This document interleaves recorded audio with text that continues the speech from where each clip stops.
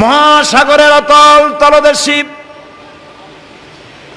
ছোট্ট পাথরের গায়ে লাগানো একটি ছোট্ট পোকা, যাকে মাইক্রোস্কোপ যন্ত্র ছাড়া দেখা যায় না, এমন ছোট্ট সূক্ষ্ম একটি পোকাও যদি, ক্ষুদ্রাতি ক্ষুদ্র একটি পোকাও যদি পেটের জ্বালায় অথবা ক্ষুধার জ্বালায় চিৎকার মারে, কেউ শুনতে পায় না।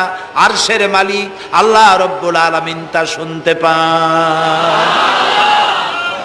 এ হচ্ছে আল্লাহ, তিনি সব শুনতে পান, সব দেখতে পান।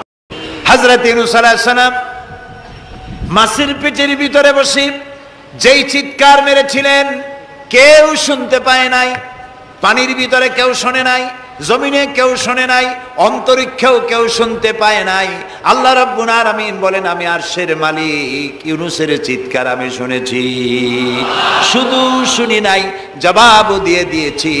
ফাস্তাজাবনা লাহু ওয়া নাজ্জাইনাহু মিনাল গাম্মি ওয়া কাযালিকা নুজিল মুমিনিন।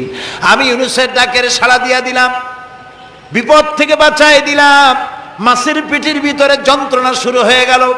মাছ দেখলো বমি না করলে আর বাঁচবো না, এমন অবস্থা মাছের হয়ে গেল। মাছ পেটের ব্যথার জ্বালায় বেশি উঠলো, কেনারায় চলে গেল। ইউনূস আলাইহিস সালামকে বমি করে ফেলে দিল। মাছও বাঁচলো, ইউনূস আলাইহিস সালামও বাঁচলেন। আল্লাহ তাআলা বলেন, শুধু ইউনূস রে নয়, ওয়া কাযালিকা নুজিল মুমিনিন। আমার মুমিন বান্দারা যদি বিপদে পড়ে, এরকম বিপদে যদি পড়ে যায় আর আমারে যদি ডাকে, আমি আল্লাহ রব্বুল আলামিন এই বিপদ থেকে, যত বড় বিপদ হোক, আমি আল্লাহ বাঁচায়ে দেব। তা আল্লাহ বিপদ থেকে বাঁচাবেন। আর আমি মুসলমান বিপদে পড়েছি, মাজারে গিয়া চাইলাম, নাউজুবিল্লাহ। বিশ্বাস করুন ভাই, বিশ্বাস করুন, কবরের ভিতরে যিনি শুয়ে আছেন, যত বড় পীর হোক, যত বড় খাজা বাবা হোক, আপনাকে সাহায্য তিনি করতে পারবেন না, পারবেন না, পারবেন না। মুসলমানের সম্পর্ক মাজারের সাথে হবে না, সম্পর্ক হবে মসজিদের সাথে। আল্লাহর নবী যখনই বিপদে পড়তেন, মুসিবতে পড়ে যেতেন, সঙ্গে সঙ্গে উজু করে মসজিদে নববীর ভিতরে প্রবেশ করতেন, 2 রাকাত কাজায়ে হাজাতের নামাজ পড়তেন, আল্লাহর দরবারে হাত তুলতেন, চোখের পানি ছেড়ে দিতেন। আল্লাহ রাব্বুল আলামিনের দরবারে মোনাজাত কবুল হয়ে যেত। নবীজি আমাদেরকে উপদেশ দিয়েছেন, বিপদে যদি পড়ো, মুসিবতে যদি পড়ে যাও, উজু করো, মসজিদের ভিতরে ঢুকে যাও, কাজায়ে হাজাতের নামাজ পড়ো, আর সেজদায় পড়ে চোখের পানি দিয়া, গাল ভিজানো নয়, চোখের পানি দিয়া যায় নামাজ ভিজিয়ে দাও, আর আল্লাহর কাছে প্রার্থনা করো, কাঁদতে থাকো। রব্বুল আলামিন আল্লাহর নবী বলেছেন, বান্দা যদি গুনাহ মাফির জন্য গুনাহ করেছে, লজ্জায় অনুতপ্ত হয়ে অনুশোচনা করে বান্দা যখন কাঁদতে থাকে, চোখের পানি নাকের অর্ধেক আসতে না আসতে আল্লাহ রব্বুল আলামিন বান্দারে মাফ করে দেন। বিশেষ করে বুড়া মানুষ। আমাদের মধ্যে 2 শ্রেণীর লোক আছে, যুবক আর বৃদ্ধ। মাহফিলগুলিতে আল্লাহর মেহেরবানি যুবকেরা অনেক বেশি আসে, আলহামদুলিল্লাহ বলে। এরকম আসতে করলেন কেন? আপনি তাকায় দেখেন, ডানে বায় তাকান, ডানে বায় তাকান, দাড়ি পাকা কয়জন আছে দেখেন। 2%, 3% or 5% দাড়ি পাকা হতে পারে। 95% যুবক আর যুবক। সুবহানাল্লাহ, আলহামদুলিল্লাহ। বামপন্থীদের এখানেই কষ্ট, এখানেই কষ্ট। তারা চিন্তা করে, এত কষ্ট করিয়া পয়সা করি দিয়া তারপরে কর্মী বানাইলাম, একটা মাহফিলে গিয়া কি এর একটা সমাবেশ দেখলো, মাহফিলে গেল, আমাদের পুকুরের জিয়ানো মাছগুলি সব ইসলামের পুকুরে চলে গেল। এটা তাদের জন্য হেভি লস। তা আসলে ওরা ধরে রাখতে পারবে না, ঠেকাইতে পারবে না। গায়ে তো মুসলমানের রক্ত, রক্ত কার? এসব যুবকেরা একটা মুসলিম মায়ের পেটে জন্মগ্রহণ করেছে, একটা মুসলিম পিতার জন্মে আসছে। আর রাসূলুল্লাহ যুবকদের ব্যাপারে যে কত কথা বলেছেন, সুবহানাল্লাহ বলো। আগেই রাসূলুল্লাহ বলেছেন, কিয়ামতের দিন আল্লাহর আরশের ছায়া ছাড়া কোনো ছায়া থাকবে না, প্রচন্ড রৌদ্র হবে, জমিনটা তামার মতো হয়ে যাবে। ইন্না লিল্লাহি ওয়া ইন্না ইলাইহি রাজিউন। সেই জায়গায় আরশের নিচে 7 শ্রেণীর লোকদেরকে আল্লাহ তাআলা জায়গা দেবেন। কয় শ্রেণী? ওর মধ্যে 1 শ্রেণী হচ্ছে শাবুন নাশা ফি ইবাদাতিল্লাহ, ওই সব যুবক যারা রাত কাটিয়েছে আল্লাহর ইবাদতের মধ্য দিয়ে। সুবহানাল্লাহ। যুবকদের এবাদতে আল্লাহ তাআলা বেশি খুশি হন। কারণ হলো এই যে মসজিদের ইমাম সাহেব অথবা প্রাইমারি স্কুলের মাস্টার যদি বলে যে আমি ঘুষ খাই না, এই কথার কোনো দাম আছে? আপনি প্রাইমারি স্কুলের মাস্টার, আপনি মসজিদের ইমাম, আপনার ঘুষ দেবে কেটা? ঘুষ খাই না বললে তো হবে না। কোন মন্ত্রী যদি বলে, এসপি যদি বলে, দারোগা যদি বলে ঘুষ খাই না, 1000 বার দাম আছে, ঠিক না ভাই? এখন একজন বুড়া যদি বলে যে প্রত্যেক রাত্রে আমি তাহাজ্জুদ পড়ি, আপনি তো পড়বেনই, কারণ আপনার তো ঘুম আসে না। কাশিতে এমন পাওয়া পাইছে, চোরবাড়ির কাছে আসতে পারে রাতের বেলায়, খালি কাশা, জম্মের কাশা। আর যুবকের তো তামাম দুনিয়ার ঘুম আইসে ঠাইসে ধরে। সেই যুবক সে যদি এই ঘুমকে দুহাতে ঠেলে দিয়ে যদি মধ্যরাতের পরে, রাতের 2/3 পরে যদি নামাজে দাঁড়ায় যায়, আল্লাহ রাব্বুল আলামিন খুশি হয়ে যান। সুবহানাল্লাহ বলো। এই যুবকদের সম্পর্কে রাসূলুল্লাহ কি সুন্দর কথা বলেছেন। রাসূলুল্লাহ বলেছেন, উসিকুম বিশ-শাবাবে খায়রা ফাইন্নাহুম আরাক্কু আফইদা লাকাদ বাসানি আল্লাহু বিল হানিফিয়্যাতি সামহা ফাখালাফানি আশ-শুয়ুখ ওয়া হালাফানি আশ-শাবাব। সাদাকান নবী সাল্লাল্লাহু আলাইহি ওয়াসাল্লাম। নবী করিম সাল্লাল্লাহু আলাইহি ওয়াসাল্লাম বলেছেন, আমি তোমাদেরকে উপদেশ দিচ্ছি, তোমরা যুবকদের ব্যাপারে কল্যাণকামী হবে। সুবহানাল্লাহ বলেন। কারণ যুবকদের দিল নরম, আর আল্লাহ তাআলা আমাকে এই পৃথিবীতে উদারতা সহকারে দিন প্রতিষ্ঠার কাজে আমাকে পাঠিয়েছেন। আর এই পৃথিবীতে আমার আল্লাহর দেওয়া ইসলাম প্রতিষ্ঠা করার কাজে আমার বিরোধিতা করেছে বুড়োরা, আর সহযোগিতা করেছে যুবকেরা। দেখেন না রাসূলুল্লাহর সাথে বিরোধিতা কারা করলো? তাদের বয়স কত? আবু জাহেল, আবু লাহাব, ওতবা, সাইবা, মুগিরা, ওলীদ, আবু সুফিয়ান, কুষ্টিসুদ্ধা, সকলের বয়স ছিল 40-এর ওপরে। আর যারা ঈমান আনলো সর্বপ্রথম, তাদের বয়সগুলি রাসূলুল্লাহকে যারা সাহায্য করলেন, হযরতে জুবাইর ইবনুল আওয়াম, আব্দুর রহমান বিন আউফ ইসলাম কবুল করলেন, বয়স তখন 17 বছর। হযরতে আবু বকর ইসলাম কবুল করলেন, বয়স তখন 37 বছর। হযরত ওমর রাদিয়াল্লাহু তাআলা ইসলাম কবুল করলেন, বয়স তখন 26 বছর। হযরত আলী যখন ইসলাম কবুল করেছেন, বয়স তখন মাত্র 8.5 বছর। সব তরুণেরা, যুবকেরা ইসলামের জন্য রক্ত দিয়েছে। যুবকদের রক্তের উপর ইসলাম প্রতিষ্ঠিত হয়েছে। সুবহানাল্লাহ। সেই জন্য এই যৌবনকালে ইবাদতের মূল্য সর্বাধিক। আর বুড়োরাও যখন আল্লাহর দরবারে হাত তোলে, যারা বুড়ো আছেন, আমার বয়সে যারা এসে গেছেন বা আমার থেকে যাদের বয়স বেশি, আপনারা অসন্তুষ্ট হচ্ছেন না তো যে যুবকদের এত কইলাম আর আমরা কিছু পাইলাম না, এরকম বলবেন নাকি? এক বুড়ি এসে রাসূলুল্লাহকে বলছিলেন যে, রাসূল আমার জন্য দোয়া করেন, আমি যেন জান্নাতে যাইতে পারি। রাসূলুল্লাহ বলছেন, বুড়ি তো জান্নাতে যাবে না, বুড়ি জান্নাতে যাবে না, বুড়ি তো কান্দে শেষ। রাসূলুল্লাহ বলতেছেন জান্নাতে যাবে না, রাসূলুল্লাহ বলছেন বুড়ি কান্দো না, তুমি যখন জান্নাতে যাবা একেবারে যুবতী হয়ে যাবা, তখন তুমি বুড়ি থাকবা না। সুবহানাল্লাহ। সুতরাং বুড়ো মানুষের মন খারাপ করার কারণ নাই, ওই যৌবন কালটা আমরা সবাই পার করে এসেছি। সুবহানাল্লাহ। সেটা যদি ভালো কাজে করে থাকি আল্লাহর কাছে পুরস্কার পাবো, আর যদি অন্যায় করে থাকি সেজন্য আল্লাহর কাছে বিনীতভাবে ক্ষমা চাই। আল্লাহ আমাদের মাফ করুন, বলি আমিন, সবাই বলি আমিন। যুবক ভাইয়েরা, আর বৃদ্ধদেরকে এখন আরেকটি কথা বলতে চাই, সেটা হলো বুড়োরা যদি আল্লাহর কাছে যখন হাত তোলে, আল্লাহ তাআলা বলেছেন, হে রাসূল, ইসলামের মধ্যে থেকে যে চুল দাড়ি পাকাইছে, ইসলামের মধ্যে থেকে দাড়ি চুল পাকায় ফেলেছে, এই অবস্থায় আমার কাছে যদি হাত তোলে আর কাঁদতে থাকে, এই বুড়োটারে আমি খালি হাতে ফেরত দিতে আমার শরম করে। আমি কেমনে বুড়োটারে খালি হাতে ফিরাই? একবার হযরত ওমর রাদিয়াল্লাহু তাআলা আনহু নবী করিম সাল্লাল্লাহু আলাইহি ওয়াসাল্লামের ঘরে প্রবেশ করে দেখছেন তিনি কাঁদছেন। হযরত ওমর জিজ্ঞেস করলেন, ইয়া রাসূলুল্লাহ আপনি কাঁদছেন কেন? তিনি বললেন, এইমাত্র জিবরিল এসেছিল, জিবরিল এসে আমারে বলে গেল যে আপনার উম্মতের মধ্যে যেই সব লোক ইসলামের মধ্যে থেকে দাড়ি চুল পাকিয়েছে, কিয়ামতের দিন আল্লাহ তাআলা ওই সব বুড়া বুড়িদেরকে শাস্তি দিতে লজ্জাবোধ করবেন। হযরত ওমর বলেন, ইয়া রাসূলুল্লাহ এ তো আপনার উম্মতের জন্য শুভ সংবাদ, আপনি কাঁদেন কেন? আল্লাহর নবী বলেন, হে ওমর, আমার কান্নার কারণ ভিন্ন। আমার কান্নার কারণ হচ্ছে আমার লজ্জা করে, আমার লজ্জার অনুভূতিতে আঘাত লাগে এই ব্যাপারে যখন আমি চিন্তা করি যে আল্লাহ রাব্বুল আলামিন যেই বুড়াদেরকে কিয়ামতের দিন শাস্তি দিতে লজ্জা বোধ করবেন, সেই বৃদ্ধ মানুষগুলো আল্লাহর সাথে নাফরমানি করতে লজ্জা বোধ করে না। এই জন্য এই দুঃখে, এই লজ্জায় আমি কান্দি। বয়সের একটা সীমা থাকা উচিত, যে আপনি কোন পর্যন্ত পাপ করবেন। বুড়া হয়ে গেছে তারপরও মদ খায়, তারপরে জেনা, ব্যভিচার, শয়তানি, বদমাশি, এগুলি কি? দাড়ি চুল পাকা এগুলি কি? এগুলি আগে পাকতো না কারো।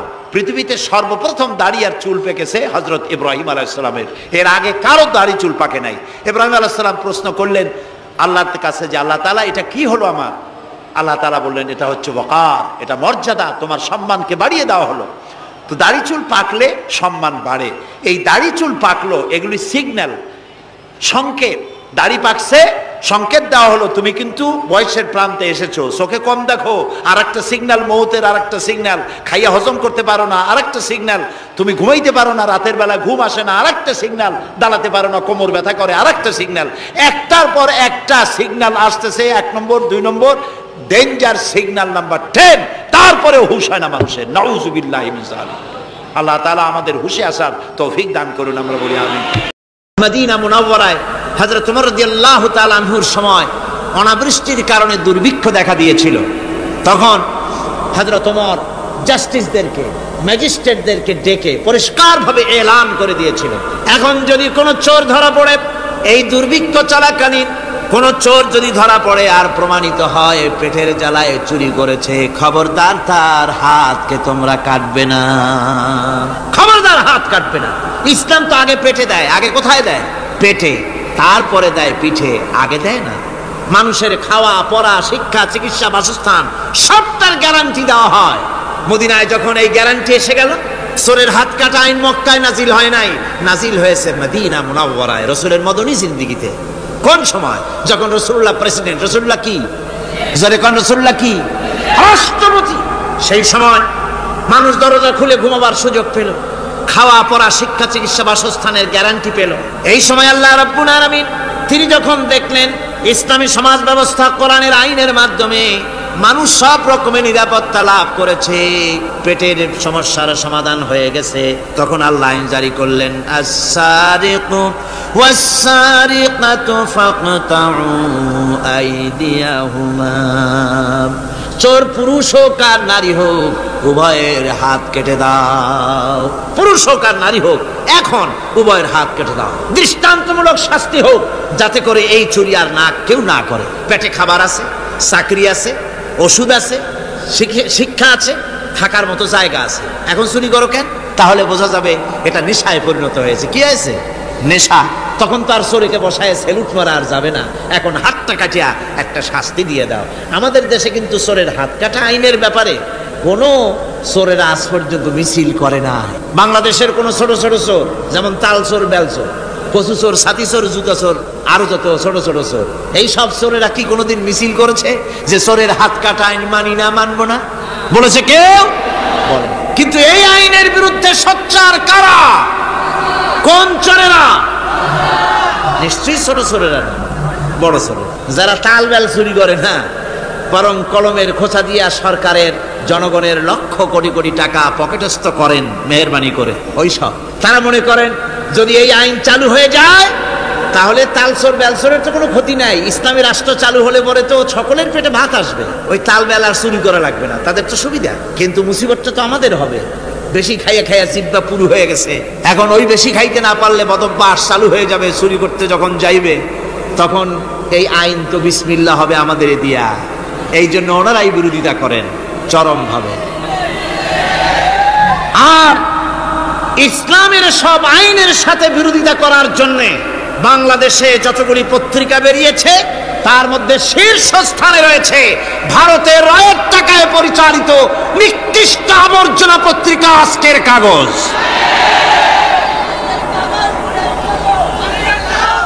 ওই কাগজে, এই কাগজের একটা প্রবন্ধ লেখা হয়েছে আজ। সেই প্রবন্ধে লেখা হয়েছে ধর্মভিত্তিক রাজনীতি এমনি এমনি নিষিদ্ধ করা যাবে না, সম্ভব হবে না, এটাকে একেবারে গোড়া থেকে উপড়ে ফেলে দিতে হবে। মাওয়ারির আবদা ভারতের টাকা নিয়ে লাফালাফি করছে আজকে। তারা বাংলাদেশ থেকে ধর্মভিত্তিক রাজনীতি নিষিদ্ধ ঘোষণার জন্য পায়তারা চালাচ্ছে এই পত্রিকার মাধ্যমে। এই পত্রিকার একমাত্র কাজ গোটা জাতিসত্তাকে দ্বিধা বিভক্ত করা, ইসলামের বিরুদ্ধে ইয়াং জেনারেশনকে খেপিয়ে তোলার জন্য আদা পানি খেয়ে লেগেছে। ধর্মভিত্তিক রাজনীতি নিষিদ্ধ ঘোষণা করার জন্য আপ্রাণ প্রচেষ্টা চালাচ্ছে। সংসদে পর্যন্ত এই বক্তব্য উঠানো হয়েছে, তাই না? সংসদে উত্থাপিত হয়েছে ধর্মভিত্তিক রাজনীতি নিষিদ্ধ ঘোষণা করতে হবে। আমি বলেছি ধর্মভিত্তিক রাজনীতি নিষিদ্ধ ঘোষণা করে ফেলেছিল রাশিয়া। রাশিয়ার যেই পার্লামেন্টে বসে ধর্মভিত্তিক রাজনীতি নিষিদ্ধ ঘোষণা করা হয়েছিল, যে পার্লামেন্টের ঘোষণার বলে লক্ষ লক্ষ মুসলমানদেরকে জবাহ করা হয়েছে রাশিয়ায়, যে পার্লামেন্টের ঘোষণার বলে মসজিদ মাদ্রাসা ভেঙে চুরে একাকার করে দেওয়া হয়েছিল রাশিয়ায়, যেই পার্লামেন্টে বসে আলেম ওলামা পীর দরবেশদেরকে হত্যা করার জন্য নির্দেশ দেওয়া হয়েছিল রাশিয়ার যে পার্লামেন্ট থেকে, সেই দেশ আজ আর আস্ত নাই, দেশটা টুকরা টুকরা হয়ে গিয়েছে। বাংলাদেশের পার্লামেন্টে আজকে যারা এই দুঃসাহসিক কথা বলছেন, ধর্মভিত্তিক রাজনীতি নিষিদ্ধ ঘোষণা করার কথা যারা উচ্চারণ করছেন, রাশিয়ার পার্লামেন্টের ইতিহাস ভুলে যাবেন না। বাংলাদেশে 11.5 কোটি তৌহিদি জনতার তৌহিদি রক্ত, তৌহিদি চেতনা সমস্ত শরীরে মাথায় আর রগ রেশায় টকবক করছে ইসলামী চেতনা, ইসলামের রক্ত। এই মুসলমানদের সাথে আগুন নিয়ে খেলা করার চেষ্টা করো না। আমার বন্ধুগণ, কোরআনের আইন বন্ধ করার ক্ষমতা কারো নাই। আইন চালু হলে পরেই শান্তি আসবে। ওরা বিরোধিতা করছে, ওরা বলছে চোরের হাত কাটা আইন, এটা হচ্ছে একটা অমানবিক ব্যাপার। আইনটা কার? আল্লাহ। মানুষগুলি কার? তা তোমারা তো দরদ কেন? মায়ের চাইতে মাসির দরদ বেশি। এটা কি খুব সুলক্ষণ? না, এটা দারুণ কুলক্ষণ। সুতরাং আল্লাহ রাব্বুল আলামিন তার আইন হচ্ছে শাশ্বত আইন। চোরের হাত কাটা আইন অর্থ এ নয় যে বাংলাদেশ ইসলামী দল যদি ক্ষমতায় আসে পাইকারি দরে চোরের হাত কাটা আরম্ভ করবে না। ততক্ষণ পর্যন্ত আইন চালু হবে না যতক্ষণ পর্যন্ত সমস্ত মানুষ তাদের কর্মসংস্থান না হবে, খাবার না পাবে, চাকরি বাকরি না হবে, খেয়ে পরে খাওয়া পড়া শিক্ষা চিকিৎসা বাসস্থান সবটার গ্যারান্টি মিলবে, তারপরে আইন চালু হবে। এর আগে না। আল্লাহ রাব্বুল আলামিন ফৌজদারি দণ্ডবিধির আওতার ভিতরে চোরের কি শাস্তি হবে তা বললেন, নরহত্যার শাস্তি কি হবে তাও আল্লাহ পাক এখানে বলছেন, ইয়া আইয়ুহাল্লাযীনা আমানু কুতিবা আলাইকুমুল কিসাসু ফিল কাতলা। আল্লাহ পাক বলেন তোমাদের প্রতি নরহত্যার শাস্তি স্বরূপ কিসাস নির্দিষ্ট করা হয়েছে, অর্থাৎ হত্যার বদলে হত্যা করা। একজন মানুষ আর একজন মানুষকে হত্যা করেছে, কোরআনের আইন হচ্ছে ওকেও হত্যা করা। কি সুন্দর আইন, সুবহানাল্লাহ পড়েন। তাহলে কি হবে? রেডিও টেলিভিশনে পত্র পত্রিকার মাধ্যমে যদি খবর ছড়ানো হয় যে হত্যাকারীর বিচার হবে কোরআনের আইন অনুযায়ী, প্রকাশ্য রাজপথে হত্যাকারীকে তাকেও যদি হত্যা করে দেওয়া হয়, এই দৃশ্য উপস্থিত জনতা যত দেখবে, পত্র পত্রিকায় খবর পাবে, টেলিভিশনের পর্দায় দেখতে পাবে, যারা দেখলো এই সব লক্ষ লক্ষ জনতার ভেতরে মানুষ হত্যা করার দুঃসাহস আর আসবে? আল্লাহ পাক বলছেন এটা হচ্ছে মানুষের কিসাস, এর মধ্যে রয়েছে মানুষের জীবন। এরপরে নরহত্যার শাস্তি আল্লাহ পাক এভাবে কোরআনে কারীমের মধ্যে বললেন। জিনার শাস্তি, আয-যানিয়াতু ওয়াজ-যানি ফাজলিদু কুল্লা ওয়াহিদিন মিনহুমা মিআতা জালদা। আল্লাহ রাব্বুল আলামিন বলেন জিনাকারিনী পুরুষ, জিনাকারিনী নারী আর জিনাকারা পুরুষ, তাদের শাস্তি হচ্ছে উভয়কে 100 করে দৌড়া মারা, প্রাণদণ্ড দিয়ে দেওয়া। এই শাস্তি যদি হয় জেনা বন্ধ হয়ে যাবে, বিবাহ সহজ হবে। ইসলামী রাষ্ট্র হলে পরে জেনা করা কঠিন হবে, বিবাহ করা সহজ হয়ে যাবে। এটা হচ্ছে কোরআনের আইনের সুন্দর বিধান। জেনার শাস্তি, চোরের শাস্তি, নরহত্যার শাস্তি জুডিশিয়াল লয়ের আওতায়, ফৌজদারি দণ্ডবিধির আওতায় এগুলি পড়ে। এগুলি সব কোরআন শরীফে আছে না নাই? আছে কিনা? তাহলে কি করে আপনি বলবেন আপনি ধর্ম নিরপেক্ষ? আপনি শুধু ধর্ম আপনার ব্যক্তিগত ব্যাপার আর রাজনীতি একটা আলাদা ব্যাপার। এবারে আল্লাহ রাব্বুল আলামিন মদ পান সম্পর্কে, যারা মদ পান করবে, জুয়া খেলবে যারা, তাদের সম্পর্কে মদ্যপায়ীদের ব্যাপারে আল্লাহ পাক বলছেন ইন্নামাল খামরু ওয়াল মাইসিরু ওয়াল আনসাবু ওয়াল আজলামু রিজসুম মিন আমালিশ শাইতানি ফাজতানিবুহু। আল্লাহ পাক বলেন নিঃসন্দেহে মদ, জুয়া এবং পাশা এ সমস্ত খেলাকে এই সমস্ত জিনিসকে নাপাক ঘোষণা করা হয়েছে, এগুলি সব হতেছে শয়তান কর্তৃক উদ্ভাবিত নোংরা কাজ। এগুলি শয়তানের কাজ। মদ আর জুয়া কার কাজ? যারা বলেন কার কাজ? শয়তানের কাজ। সুতরাং ফাজতানিবুহু, এর থেকে তোমরা ফিরে থাকো। আল্লাহ বলছেন মদ এবং জুয়া মানুষকে আল্লাহর জিকির থেকে ফিরায় রাখে। ফাহাল আনতুম মুনতাহুন, এগুলি শোনার পরেও কি তোমরা এর থেকে ফিরে থাকবে না? এবার আল্লাহ রাব্বুল আলামিন ওজনে কম দেওয়া সম্পর্কে বলছেন, যারা ব্যবসায়ী, অনেক ব্যবসায়ী আছে, ব্যবসা করতে গিয়ে ধর্ম ব্যক্তিগত ব্যাপার, ব্যবসার মধ্যে ধর্ম নিতে চাই না। কয় যে ধর্ম দারুণ পবিত্র জিনিস, এত পবিত্র, শুধু মসজিদে থাকবে, শুধু মাদ্রাসায় থাকবে, আমার জীবনের বিস্তীর্ণ অঙ্গনে ধর্ম ঢুকতে পারবে না। তার মানে ভাবখানা এই, আল্লাহ এবং রসুলকে বলে দেওয়া হচ্ছে, হে আল্লাহ হে রসুল, তোমাদের উপরে 144 জারি করে দিলাম, শুধু মসজিদে আর খানকায় থাকো, মাদ্রাসায় থাকো, আমাদের জীবনের বিস্তীর্ণ অঙ্গনে তোমাদের কোনো প্রবেশের অধিকার নাই। জোরে কর নাউযুবিল্লাহ। আল্লাহ পাক মানুষের জীবনের সকল ক্ষেত্রে আইন চলবে আল্লাহ। ইনিল হুকমু ইল্লা লিল্লাহ, আইন চলবে কার? আল্লাহ রাব্বুল আলামিন বলেন ওজনে কম দিও না। ওয়াউফুল কাইলা ইযা কিলতুম ওয়াজনু বিল কিসতাসিল মুস্তাকিম, মেপে যখন কোন জিনিস দিবে পরিমাপে কম দিবে না, ওজন করে যখন দিবে ওজনেও কম দিবে না। আল্লাহ পাক কোরআনে কারীমের মধ্যে সুন্দর করে সব কথা বলে দিলেন, ওজনে কম করো না, পরিমাপে কম করো না, সঠিকভাবে এটাকে দিও। ইয়াতীমের মাল সম্পর্কে কোরআন বলছে, ওয়ালা তাকরাবু মালাল ইয়াতীম ইল্লা বিল্লাতী হিয়া আহসান, ইয়াতীমের মাল ভক্ষণ করা তো দূরের কথা, এর নিকটবর্তী হয় না। তবে হ্যাঁ, এতিম বয়সপ্রাপ্ত হওয়া পর্যন্ত যদি আমানত রাখো সেটা ভিন্ন কথা, কিন্তু এতিমের মালকে ভক্ষণ করো না অবৈধভাবে। এতিমের মালের সুরক্ষার জন্য আল্লাহ পাক বলে দিলেন। অশ্লীলতা সম্পর্কে, আজকে সমাজে অশ্লীলতা চলছে, বেহায়ামি, নগ্নতা চলছে, এ সম্পর্কে আল্লাহ পাক বলছেন, কুল ইন্নামা হারামা রাব্বিয়াল ফাওয়াহিশা মা যাহারা মিনহা ওয়া মা বাতান। আল্লাহ পাক বলেন, হে নবী আপনি বলে দেন, আমার প্রভু নিঃসন্দেহে প্রকাশ্য এবং অপ্রকাশ্য সব রকমের নির্লজ্জতা এবং পাপাচারকে নিষিদ্ধ ঘোষণা করেছেন, হারাম করে দিয়েছেন। প্রকাশ্য এবং অপ্রকাশ্য সব রকমের পাপাচারকে, নির্লজ্জতাকে আল্লাহ পাক নিষেধ করেছেন। আজকে আমাদের দেশের টেলিভিশনে যে সমস্ত নির্লজ্জ বিজ্ঞাপন দেওয়া হয়, নারীর দেহের যে সৌন্দর্য প্রদর্শনী করা হয়, এ কি কোনো মুসলমান দেশের করা উচিত? কোন মুসলমানদের জন্য এটা কি বৈধ? আজ নির্লজ্জতা, বেহায়ামি ছড়িয়ে পড়ছে চতুর্দিকে। আল্লাহ পাক নিষেধ করছেন, হারাম করে দিয়েছেন। প্রকাশ্য অপ্রকাশ্য সব রকমের নির্লজ্জতা আল্লাহ পাক হারাম করেছেন। হযরতে মুসাকে ডেকে বললেন, মুসারে ভয় পাওয়ার কোনো কারণ নাই, প্রতিষ্ঠিত একটি সরকারের বিরুদ্ধে তোমাকে নামায় দিয়া ময়দানে তোমাকে আমি একা ছেড়ে দেই নাই, আমি আল্লাহ রাব্বুল আলামিন তোমার সাথে আছি। হাতের লাঠি ছেড়ে দাও। মুসা আলাইহিস সালাম লাঠি ছেড়ে দিলেন, লাঠি সাপ হয়ে গেল, হা করলো।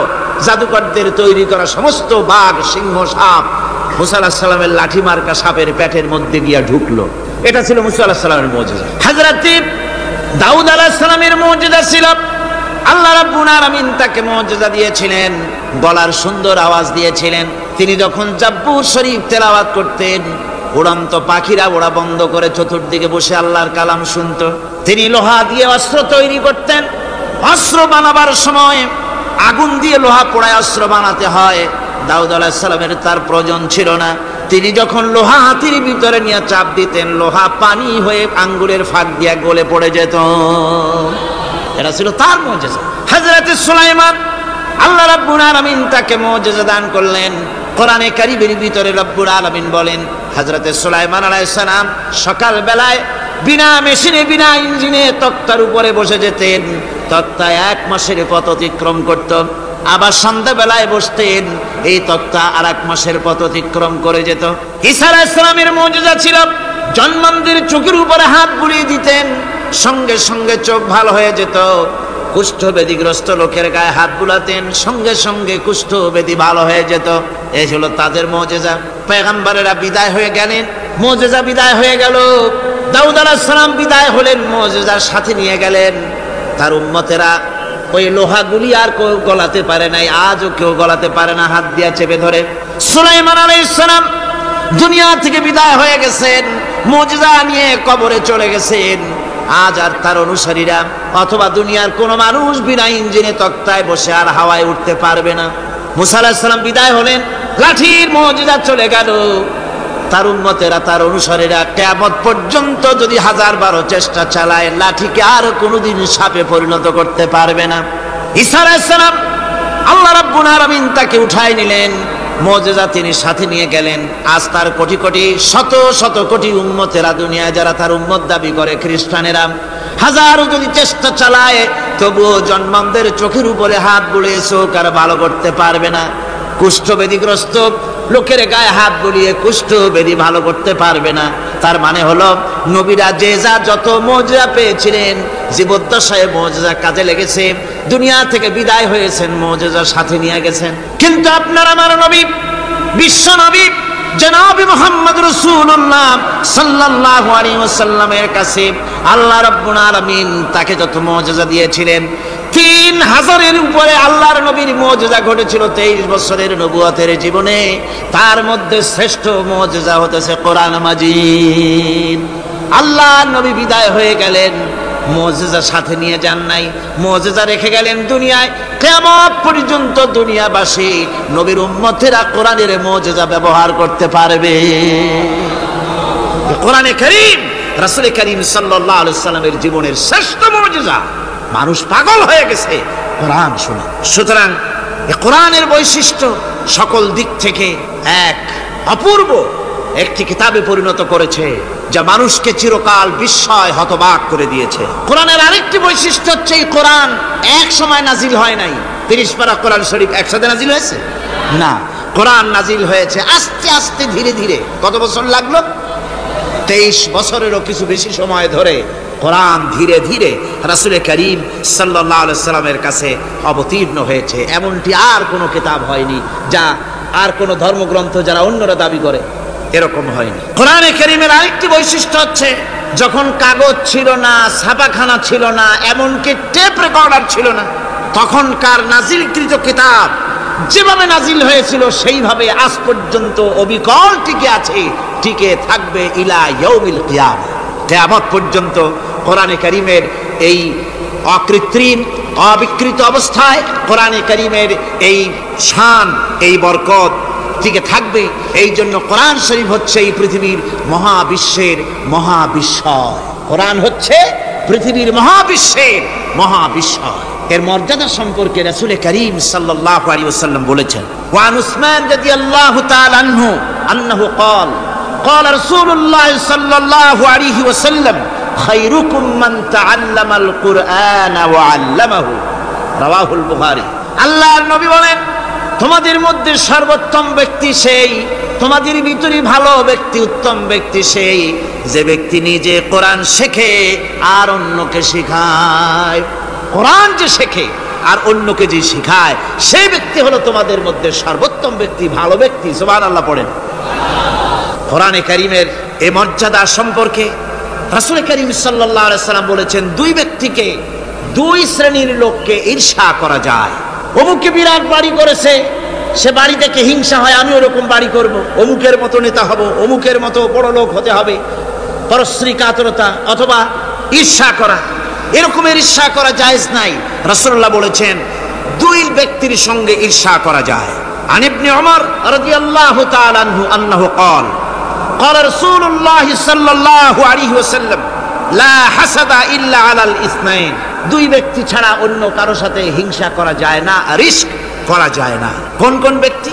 রাজুলুন আতাহুল্লাহুল কুরআন ফাহুয়া ইয়াকুমু বিহি আনা আল-লাইলি ওয়া আনা আন-নাহার, ওই ব্যক্তির সঙ্গে ঈর্ষা করা যায়, হিংসা করা যায় যে ব্যক্তিকে আল্লাহ পাক কোরআনের ইলম দান করেছেন, সে ব্যক্তি দিন রাত কোরআন তেলাওয়াত করে, কোরআনের উপরে আমল করে, কোরআনের উপরে থাকে, মানুষকে কোরআনের দাওয়াত দেয়। ওই লোকের সাথে ঈর্ষা করা দরকার যে তার মতো হতে চায়। ওয়ারাজুলুন আতাহুল্লাহু মালান ফাহুয়া ইউনফিকু মিনহু আনা আল-লাইলি ওয়া আনা আন-নাহার, মুত্তাফাকুন আলাইহি, বুখারী মুসলিমের হাদিস।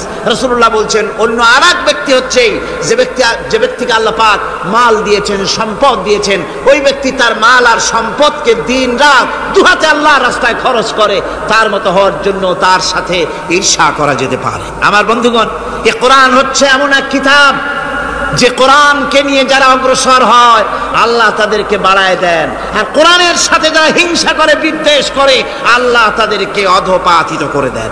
আন ওমর ইবনুল খাত্তাব রাদিয়াল্লাহু তাআলা আনহু قال قال رسول الله صلى الله عليه وسلم ان الله يرفع بهذا الكتاب اقواما ويضع به آخرين رواه مسلم। হযরত ওমর রাদিয়াল্লাহু তাআলা আনহু বলছেন যে আল্লাহ পাক এই কোরআনের সাহায্যে এক শ্রেণীর লোককে প্রতিষ্ঠিত করবেন দুনিয়ার বুকে, এবং আখিরাতেও আর এক শ্রেণীর লোককে করবেন অধঃপাতিত। যারা কোরআনের সাথে বিরোধিতা করবে, তারা যদি হিরো হয় আল্লাহ তাদেরকে জিরো বানাবেন। কি বানাবেন? জোরে কোন কি বানাবেন? জিরো বানিয়ে দিবেন। আর কোরআনকে নিয়ে যারা আগ বাড়ে, তারা যদি জিরো হয় আল্লাহ পাক তাদেরকে কি বানায় দেন? কোরআনের সাথে বিরোধিতা আজকের নতুন কিছু নয়, আবহমান কাল থেকে কোরআনের সাথে চলছে বিরোধিতা। কবি সম্রাট আল্লামা ইকবাল, আল্লাহ তাকে জান্নাতুল ফেরদাউস নসিব করুন, সবাই বলুন আমিন। আল্লামা ইকবাল বলেছেন, সতীজা কর রহা হ্যায় আসল সে তাইমরোজ, সতীজা কর রহা হ্যায় আসল সে তাইমরোজ, चरागे मुस्तफा भी से शरारे बुलहबीस। মুহাম্মদ সাল্লাল্লাহু আলাইহি ওয়াসাল্লামের দ্বীপ শিকার সাথে, আল্লাহর দ্বীনের সাথে আবু জাহাল, আবু লাহাবের অগ্নিস্ফুলিঙ্গের সংঘর্ষ আবহমান কাল থেকে লেগে এসেছে, কিন্তু ওদের এই অগ্নিস্ফুলিঙ্গের টক্কর লেগে মুহাম্মদ সাল্লাল্লাহু আলাইহি ওয়াসাল্লামের টিম টিম করে জ্বলে ওঠা এই প্রদীপটি প্রচন্ড ঝড়ো হাওয়ার মুখে, টর্নেডো আর গর্কির মুখে নিভে যায়নি, জ্বলছে, জ্বলবে কিয়ামত পর্যন্ত। এটাকে নিভাবার ক্ষমতা বিশ্বের কোনো মানুষের নাই। ফু দিয়ে কেউ যদি নিভাতে চায়, চেহারা শুদ্ধ, মাথা শুদ্ধ, পুড়ে ছাই হয়ে যাবে, কোরআনের আলোকে নির্বাপিত করতে পারবে না।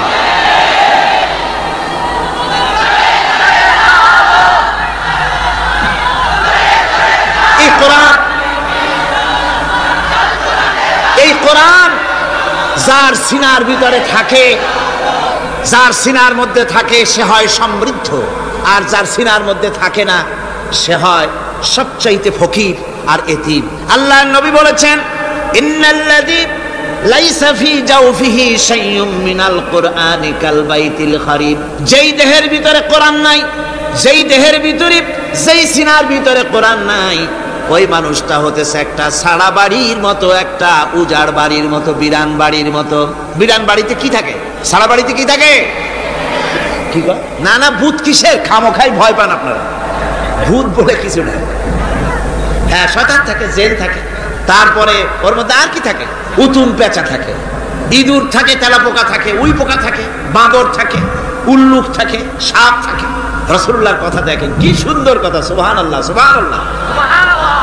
যে দেহের ভিতরে কোরআন নাই, সারা বাড়িতে যা থাকে, পুরো বাড়িতে যা থাকে, বিরাট বাড়িতে যা থাকে, যে দেহে কোরআন নাই সেই দেহের মধ্যে তাই থাকে। আজ দেখুন বাংলাদেশের শিক্ষাঙ্গনে, কলেজ, ইউনিভার্সিটি গুলিতে কোরআন পড়ানো হয় না। বলেন ঠিক কিনা?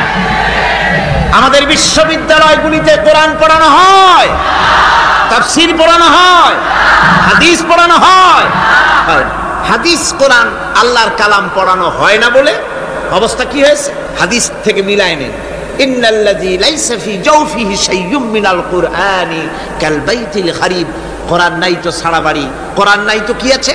যে ঘরের মধ্যে মানুষ নাই, উল্লুক থাকে, ভাল্লুক থাকে, শয়তান থাকে, তেলাপোকা থাকে, সারপোকা থাকে, হিংস্র প্রাণী ভরপুর থাকে।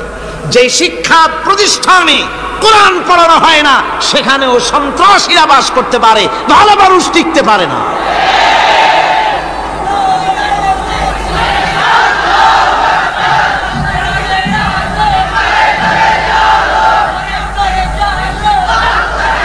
এই জন্য কোরআন যেখানে পড়া হয় না সেটা কবরের তুল্য, কোরআন যেখানে তেলাওয়াত হয় না সেটা কিসের তুল্য? কবরের তুল্য। আল্লাহর নবী বলেছেন, عن أبي هريرة رضي الله تعالى عنه أنه قال قال رسول الله صلى الله عليه وسلم لا تجعلوا بيوتكم مقابر رواه مسلم আল্লাহ নবী বলেন তোমাদের ঘরগুলিকে তোমরা কবর বানায়ো না, অর্থাৎ যে ঘরের মধ্যে কোরআনে কারীম তেলাওয়াত হয় না সেটা কবরের সমতুল্য। কবরের সমতুল্য। আগে আমাদের ঘর সমূহে যখন ছোট ছিলাম তখন দেখতাম ঘরে ঘরে কোরআন তেলাওয়াত হতো, ঠিক না? প্রত্যেকটা ঘরের জানালা দিয়া সকালবেলায় আওয়াজ আসতো, আউযু বিল্লাহি মিনাশ শাইতানির রাজিম, বিসমিল্লাহির রহমানির রহিম। তেলাওয়াতের আওয়াজ ভেসে আসতো। আজ আর এই অবস্থা নাই। আজ ভদ্রলোকের বাড়ির সামনে দিয়ে হেঁটে যাবেন, সকালবেলা কিসের তেলাওয়াত? জনমের ঘুম ঘুমায়, পাইকারি দরে ঘুমায়, ফজরের নামাজ নাই। শহরের অবস্থা অধিকাংশ বাড়িতে ফজরের নামাজ হয় না। ডিসেন্টিনার মাধ্যমে, আগে তো ছিল শুধু বাংলাদেশের ছবি, ডিসেন্টিনার মাধ্যমে সারা পৃথিবীর শয়তানি আর বদমাশি ঘরে বসে গেলা যায়। উপকারিতা এবং অপকারিতা দুটোই আছে। নিউজ দেখা যায়, সাথে সাথে আবার নিউজের সাথে আরো বাজে কিছু দেখা যায়। এগুলো দেখতে দেখতে রাত শেষ হয়ে আসে, ঘুমায় জনমের মতো, এক ঘুমে বেলা 9টা আর 10টা। কিসের ফজরের নামাজ আর কি এর কোরআন শরীফ তেলাওয়াত করে? এরপরে উঠলো 9টা 10টার সময়, উঠে তারপরে গানের মাস্টার এসে গেছে। তখন ইতিমধ্যেই গানের মাস্টার এসে গেছেন। কি দুর্ভাগ্যজনক সত্য কথা, ইংরেজি যে টিচার পড়ান, অঙ্ক যে টিচার করান, সপ্তাহে 3 ঘন্টা পড়াবেন, বেতন 2500 টাকা। আর প্রতিদিন সকালবেলা এসে যদি কোনো মুসলমান কোনো একজন মৌলভী সাহেব, হাফেজ সাহেবকে রাখেন কোরআন তেলাওয়াত করাবার জন্য, কোরআন পড়াবার জন্য সন্তানকে, প্রতিদিন আসতে হবে, প্রতিদিন 2 ঘন্টা পড়াতে হবে, আর মাসের শেষে বেতন 500 টাকা। কোরআনে কারীমের সাথে এই এই আচরণ। ও, আমি বেশি বলে ফেলেছি। যাদের অভিজ্ঞতা আছে তারা বলছেন 200 টাকা। এরপরে অঙ্ক ইংরেজি তো কাজে লাগে, ভালো কথা। তারপরে গানের মাস্টার আসছেন, তিনি শেখাবেন কি? রবীন্দ্রসঙ্গীতের প্যানপ্যানানি, যা শুনলে পরে কানে ময়লা জমে যেতে পারে, যে গান শুনলে জীবিত মানুষ মৃত্যু হয়ে যায়। নজরুলের কথা শেখানো হবে না, তাহলে সেটা হবে সাম্প্রদায়িকতা। গানের মাস্টারকে, নাচের মাস্টারকে 5000 টাকা, 10,000 টাকা পর্যন্ত বেতন দেওয়া হয়। এ জাতির জন্য আল্লাহর রহমত কেমনে আসবে? কি কারণে আসবে? কোরআনের সাথে এই বেয়াদবি আমরা করেছি। ঘরগুলিকে, আজকে আমাদের ঘরগুলিকে আমরা কবরস্থানে পরিণত করে দিয়েছি। কোরআন তেলাওয়াত হচ্ছে না। আমার বন্ধুগণ, কোরআন তেলাওয়াত করুন, বেশি বেশি তেলাওয়াত করুন, ঘরকে জীবিত করুন, সন্তানকে তেলাওয়াত করান, আপনি নিজেও তেলাওয়াত করুন। কোরআনে কারীম যারা তেলাওয়াত করবেন তাদের সম্পর্কে আল্লাহর নবী বলেন, মান ক্বারাআল কুরআনা ফাস্তাযহারাহু ফাহাল্লা হালালাহু ওয়া হাররামা হারামাহু আদখালাহুল্লাহুল জান্নাহ। আল্লাহর নবী বলেন, যে ব্যক্তি কোরআন শরীফ তেলাওয়াত করবে এবং কোরআনের হালাল অনুযায়ী হালালকে মেনে চলবে, হারাম অনুযায়ী হারাম থেকে ফিরে থাকবে, এরকম কোরআনের উপরে যে তেলাওয়াত করবে আর আমল করবে, আল্লাহ রাব্বুল আলামিন কিয়ামতের দিন তাকে জান্নাতের ভিতরে প্রবেশ করাবেন। শুধু বেহেশতে যাবে না, ওয়া সাফাহু ফি আশরাতিন মিন আহলি বাইতিহি কুল্লুহুম কাদ ওয়াজাবাত লাহুন নার। নবীজি বলেন, এই কোরআনে কারীমের বরকতে কিয়ামতের দিন ওই ব্যক্তি তার রক্ত সম্পর্কিত 10 জন আত্মীয়ের ব্যাপারে সুপারিশ করার জন্য তৌফিক পাবে আল্লাহর দরবারে। এমন 10 ব্যক্তি, সেই 10 ব্যক্তির জন্য হিসাবের পরে জাহান্নাম ওয়াজিব হয়ে গিয়েছিল, এমন 10 ব্যক্তি সম্পর্কে কোরআনের তেলাওয়াতকারী আর আমলকারী আল্লাহর দরবারে সুপারিশ করার জন্য পারমিশন পাবেন। এমন নিয়ামত, সেই নিয়ামত থেকে আমরা বঞ্চিত হয়ে যাচ্ছি। আমি বলি না যে আপনারা কলেজ ইউনিভার্সিটিতে ছেলেদের পড়তে দিবেন না, আমি তা বলি না। তারা কলেজ ইউনিভার্সিটিতে বিলক্ষণ পড়াশোনা করুক, কিন্তু তাদেরকে কোরআন শরীফ শিখান। লক্ষ লক্ষ টাকা খরচ করলেন ছেলের পেছনে, কিন্তু কোরআন শিখালেন না। আপনি মরে গেলে আপনার জানাজাটা পড়বে, এ তৌফিকও সে পেল। জানাজার ইমামতি তো দূরের কথা, জানাজার নিয়ত জানে না, পাক পবিত্রতা জানে না। বাপ মরে গেছে, সে তখন ছিল মার্কেটে, শুনলো বাপ মরছে, তাড়াতাড়ি জানাজায় শরীক হতে হবে। প্যান্টও পাক নাই, যেহেতু পেশাবের যখন বেগ এসেছিল দেওয়ালের পাশে দাঁড়াইয়া কাম সারছে, দোয়া মোছার কাম নাই, মাথায় টুপি নাই, নাক মোছা রুমাল ছিল পকেটে, রুমালটা মাথায় দিয়া দাঁড়ায় গেল, আল্লাহু আকবার। বাপের কপালে যা আছে তাই হোক। তারপরে বাপ মরে গেছে, কান্না শুরু করেছে। যেদিন মরছে সেদিন কাঁদতেছে, পরের দিনও একটু মুখ মলিন কান্দে। নাম বল্টু মিয়া। তার আবার এক বন্ধু আছে, তার নাম শান্টু মিয়া। শান্টু মিয়া বলছে, মিয়া বল্টু কান্দো কেন? বাপ মরে গেছে। এগুলো বাঁচে নাকি? এগুলো মরি যে, আমার একটা ছিল ওটাও মরছে। চিরকাল কারো বাপ থাকে, সুতরাং এত মন খারাপ কেন? আসো, ইন্ডিয়া থেকে ভালো একটা বই আসছে, সেটা দেখে এত আনন্দ পাবে। বাপ তো বাপ, 14 গোষ্ঠী মরলেও মনের দুঃখ মুছে যাবে। এরপরে বাড়ি এনে তাকে সিনেমার ছবি দেখানো হলো। ছবি সে দেখলো, ফেরার সময় বাপের কবরের কাছ থেকে যাওয়ার সময় দাঁড়িয়ে গেল ক্ষণিকের জন্য। আহারে বাপ, বিদায় হয়ে গেলা, কি দেব তোমার?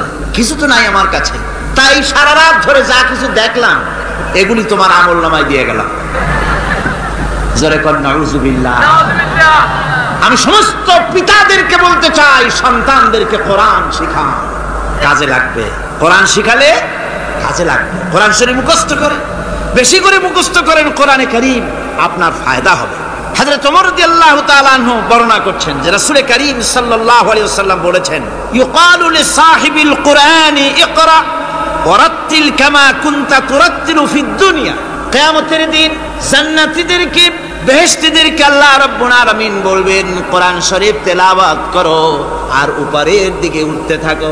কোরআনে যেভাবে দুনিয়ার বুকে কোরআনে কারীম তুমি মুখস্থ করেছিলে, ধীরে ধীরে তেলাওয়াত করতে, ওইভাবে ধীরে ধীরে কোরআন তেলাওয়াত করো আর উপরের দিকে উঠতে থাকো।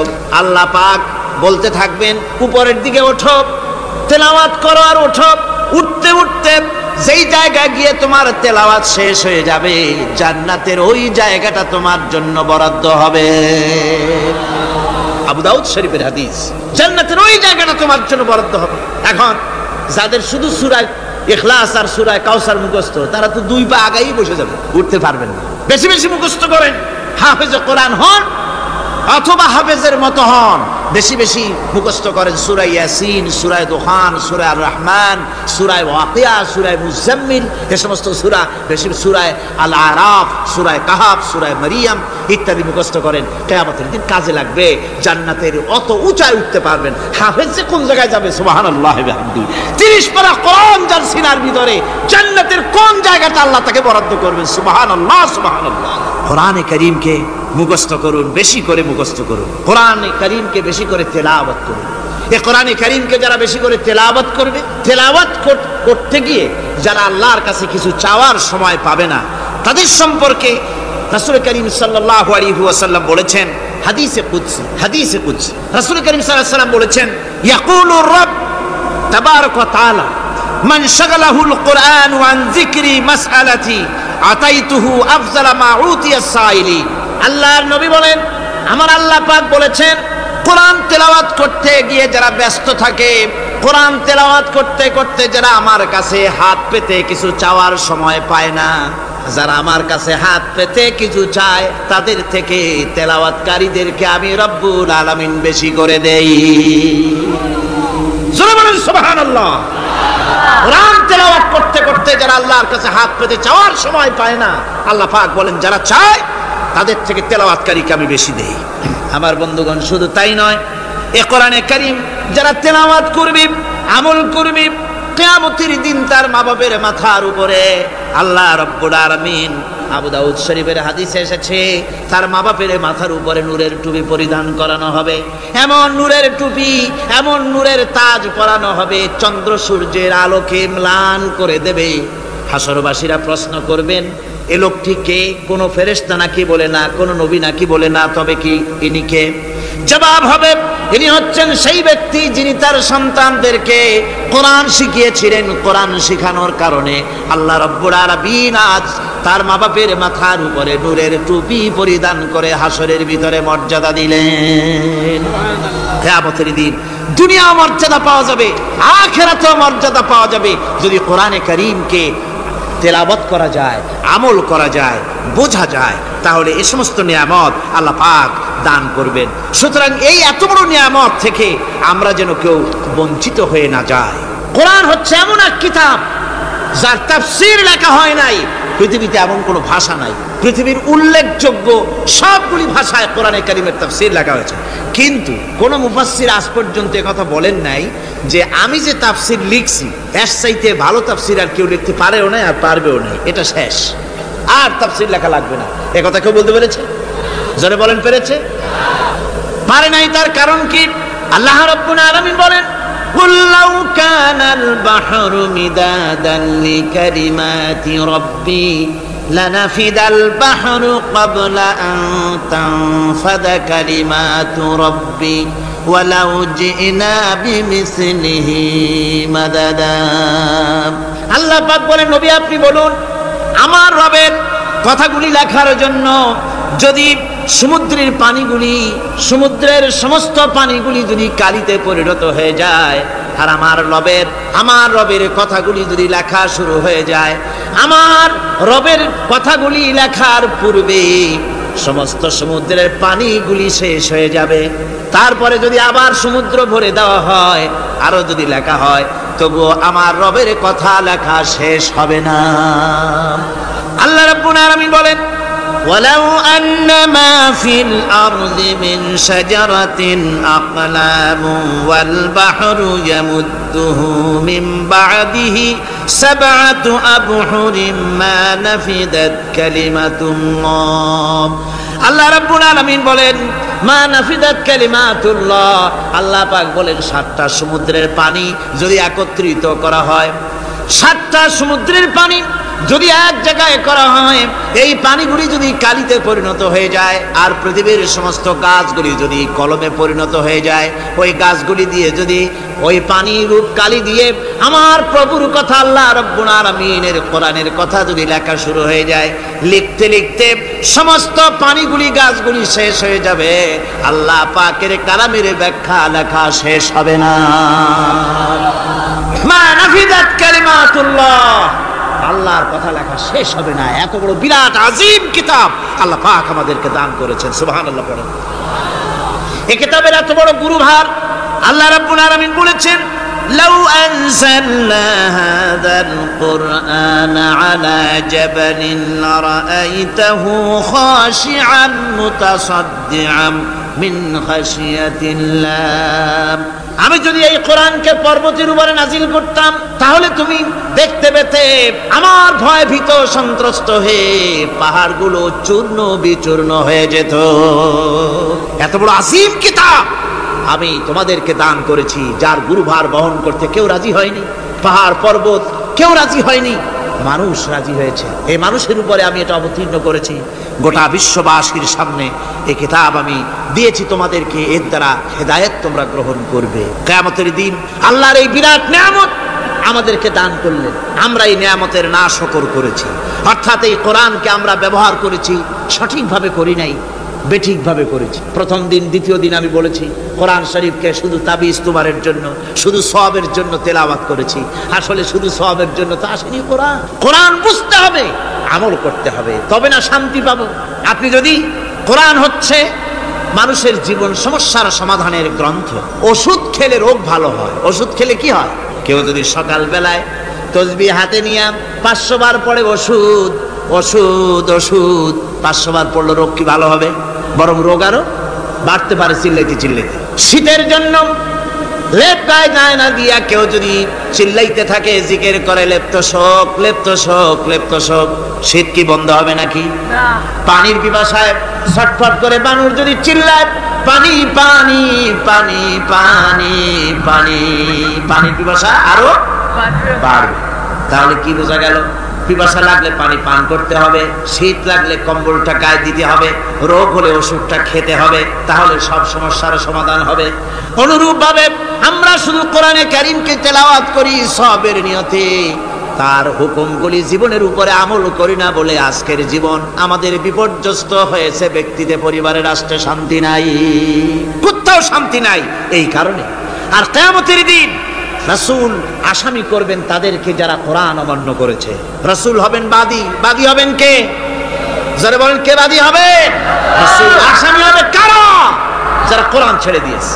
আল্লাহ রাব্বুল আলামিন বলেন, وقال الرسول يا رب إن قوم اتخذوا هذا القرآن مهجورا কিয়ামতের দিন রাসূল আল্লাহর দরবারে ফরিয়াদ করবেন, আয় আমার রব, আয় আমার আল্লাহ তাআলা, এই সমস্ত লোকগুলি তোমার কালামকে, তোমার কোরআনকে অপ্রয়োজনীয় জিনিস বলে তারা পরিত্যাগ করেছিল।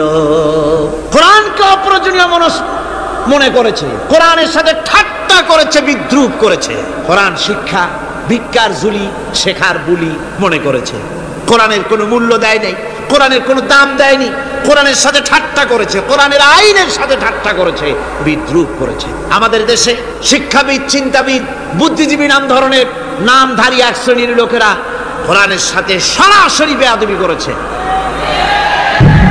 আহমদ শরীফ বলেছে পরকাল নাই, আল্লাহ বলছেন পরকাল আছে। আর আহমক, আহমদ তো না, ওটা কি? এই আহমক, সে বলেছে পরকাল নাই, বিবাহ মানি না, কবর আযাব মানি না, কিয়ামতের দিন বিচার হবে তাও মানি না, অস্বীকার করেছে, এটাকে নিয়ে ঠাট্টা করেছে। আহমদ শরীফ লিখেছেন নিজে যে আল্লাহ বলতে কেউ নাই, মানুষ তাকে চিন্তা করে সৃষ্টি করেছে, স্রষ্টা বলতে কেউ নাই। তারপরে আর একটা মেয়ে লোক, আমি ওটার নাম নিতে ঘৃণা বোধ করি, এটি হচ্ছে চরম ধর্মদ্রোহী, রাষ্ট্রদ্রোহী, নাস্তিক, জাহান্নামের কীট, ডাস্টবিনের আবর্জনা। এই মেয়ে লোকটি বলেছে, তার বইতে লিখেছে, বেহেশত হচ্ছে এক অসভ্য উদ্যান।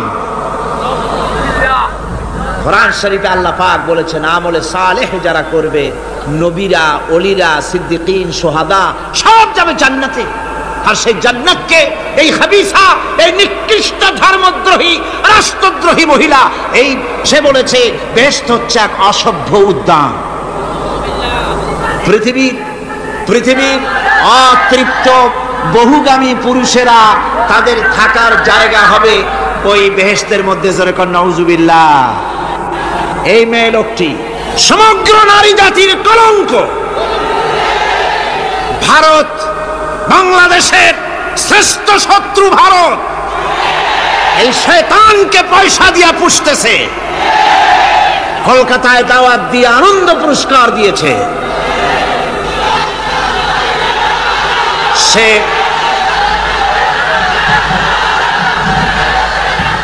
তার বইয়ের মধ্যে, কত বড় নির্লজ্জই মেয়ে, বইয়ের মধ্যে লিখছে, বাসে বসে আমি যখন দেখি ছেলেরা পেশাব করার জন্য বাস থামলি বাসের থেকে নেমে দেওয়ালের পাশে গিয়ে প্যান্টের বোতাম খুলে পেশাব করে, আর মেয়েরা চুপ করে বসে থেকে পেশাবের যন্ত্রণা নিয়ে কষ্ট পায়, আমি আনন্দ পাবো সেই দিন যেদিন মেয়েরাও বাস থেকে নেমে দেওয়ালের পাশে দাঁড়িয়ে পেশাব করতে পারবে।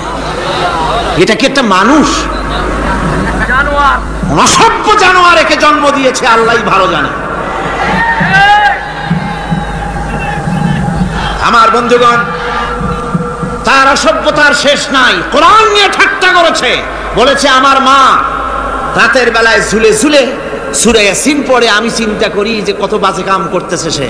বলছে আল্লাহ পাক কোরআনের মধ্যে পুরুষকে বেহেশতের হুরিদের কাঁচা মাংসের লোভ দেখাইয়া, মদ খাওয়াবার লোভ দেখিয়ে তাদেরকে নামাজ রোজা করার জন্য বাধ্য করতেছে। বেহেশতে কি শরাব, বেহেশতে কি মদ পান করানো হবে?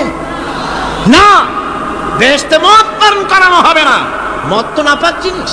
আল্লাহ পাক বলছেন বেহেশতে পান করানো হবে। ওয়াসাকাহুম রাব্বুহুম শারাবান তাহুরা। জান্নাতের ভিতরে আল্লাহ পাক শরাবে তাহুর পান করাবেন, যেটা নিজেও পাক এবং যে পান করবে সেও পবিত্র হয়ে যাবে। সুবহানাল্লাহ। সুতরাং এই কোরআন নিয়ে ঠাট্টা বিদ্রুপ যারা করেছে, কিয়ামতের দিন আল্লাহর দরবারে তাদেরকে উঠতে হবে, আজ হোক কাল। আমি জানি না বাংলাদেশ সরকার ভারতের ভয়ের চোটে এই মেয়ে লোককে পুলিশ প্রহারা দিয়া পুষতেছে নাকি আমার বুঝে আসে না।